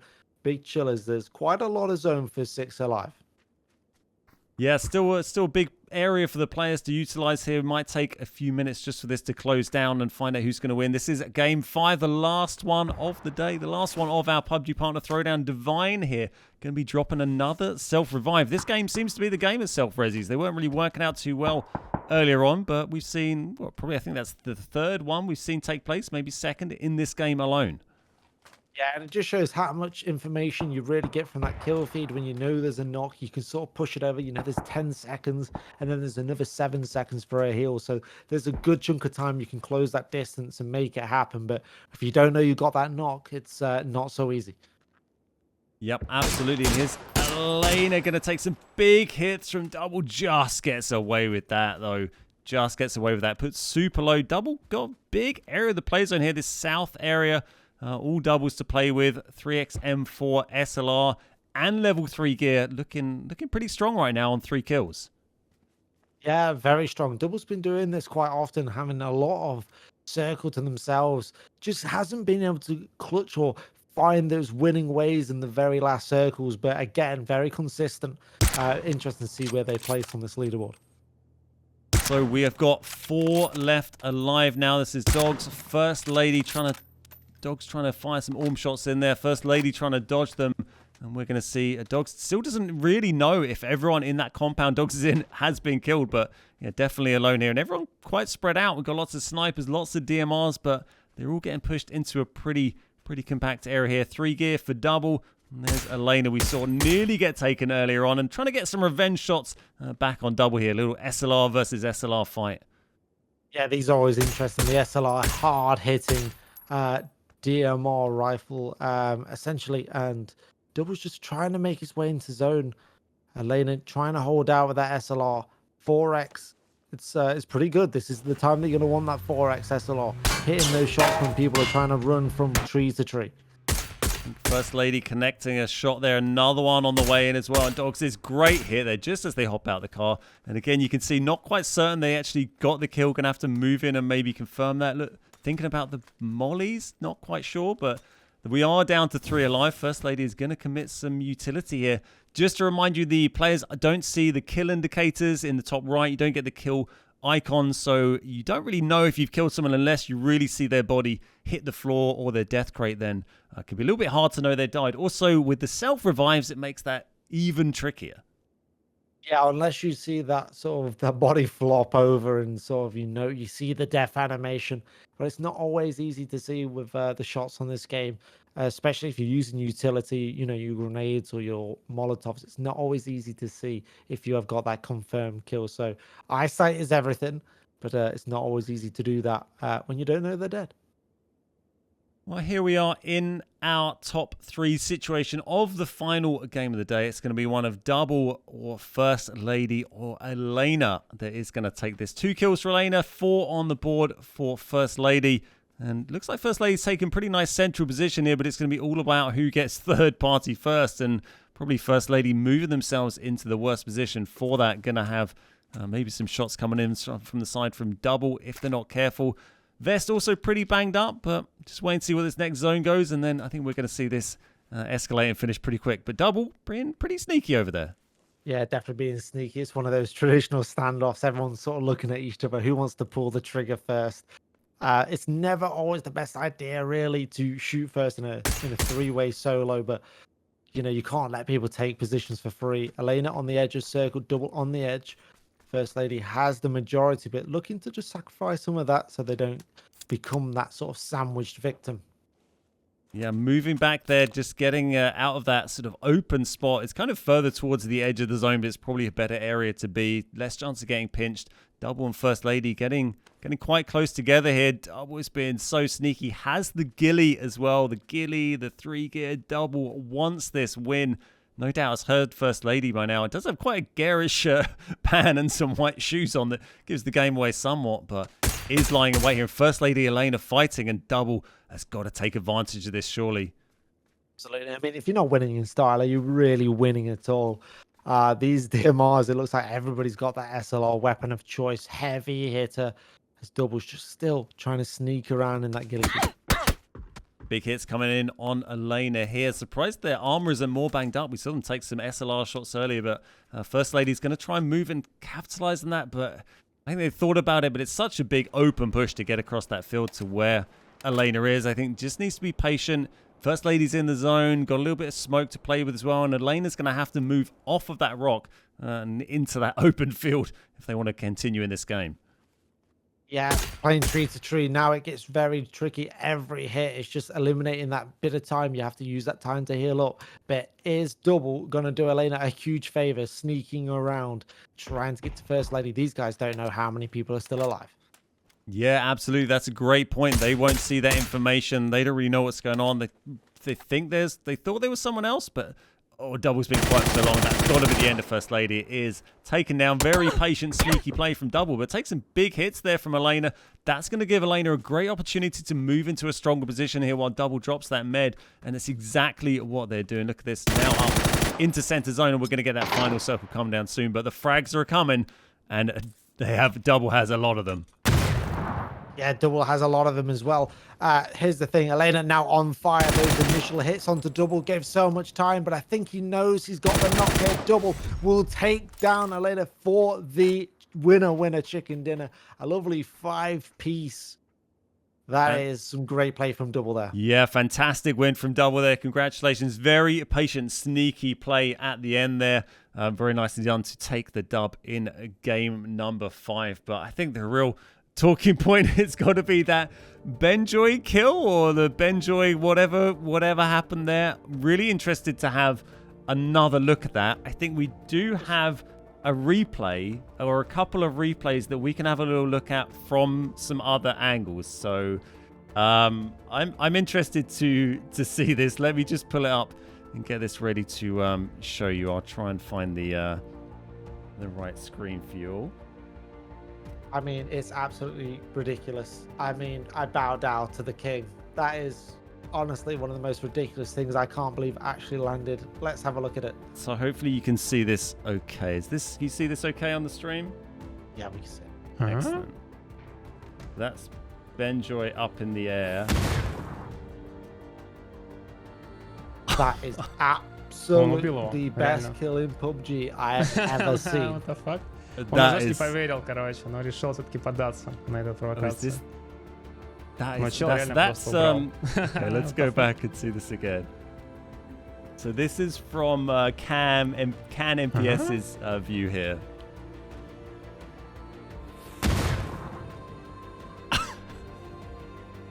Why have we had the PUBG Awards one day too early? What the fuck? Он даже не поверил, короче, он решил поддаться на эту провокацию. Но чел реально просто убрал. What the fuck? That is absolutely crazy. Here we go. So this is the replay of Benjamin going up in the air. Смотри, он еще как-то упреждение возьмет. Сумасшедший просто. Просто сумасшедший.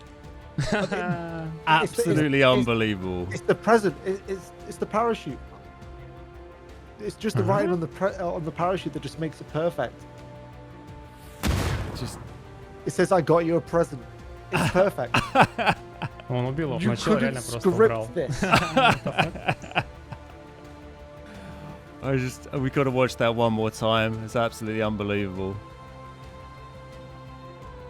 Смотри, он еще... Who even tries this? Просто. Enjoy. Benjoy try. This is why he had one kill the entire tournament, and it's the best one. Unbelievable. Absolutely unbelievable. Let me get our wonderful faces back for you. Well, that was oh yeah, that was quite something. Could everyone see all that? By judging by all the flame emotes in chat, I think everyone could see that. Okay. Well, we were here. We were here. I mean, it's just it was crazy enough to watch even without getting the kill, and then yeah, I can't believe that it's one of the best kills, maybe the best clip I've seen in 5 years of PUBG. Outrageous. I don't know what to say. What are you meant to say? What do you say to that? How do you commentate on that? You've got no kill feed. You just all of a sudden see Benjoy with one kill, and you go, "Well, he didn't shoot a bullet. He shot a rocket, and it landed." Just yeah, everything about it, absolutely crazy. We're gonna there is a tournament going on as well as Benjoy's kill, so we're just gonna wait for the leaderboard to update, and then we'll show you the overall scores for today. That was the last game, but we will be hanging around for just a few minutes till that leaderboard is updated. So just bear with us for a couple of minutes, and we'll see you shortly for the final leaderboard. Welcome back, everybody. We're just waiting a couple of moments for this leaderboard to update so we can see who's coming out on top 3. Just to go over the prizes again, I believe first place was getting 15,000 G-Coin, as well as 5 survivor passes with the plus 30 levels as well for their community. Second place is going to get 10,000 G-Coin, 3 survivor passes. Third place is going to get 6,000 G-Coin, and the winner of each round also gets 3,000 G-Coin. So loads of prizes to go out to all the PUBG partners playing today. Thank you to all the players who have been involved. It's been a great one to watch once again. We're going to find out the winners in just a moment. I think the leaderboard has updated. It has indeed. I can see it there. Let's pull it over, and you won't be surprised to see that Senpai has taken the victory, although they did manage to close up. Their dogs had another great game. 2 really nice games there actually at the end. 477 and 389 for dogs are at the end. 1,392, but is still a couple hundred points behind Senpai in the end. Double taking third place with that win at the end. Very nicely played there. And then Karenko, Slicker, Ribbons, Fab, Kai, First Lady, Best Lock, other dogs making up the rest of those top bunch of players there. But a great end to the competition.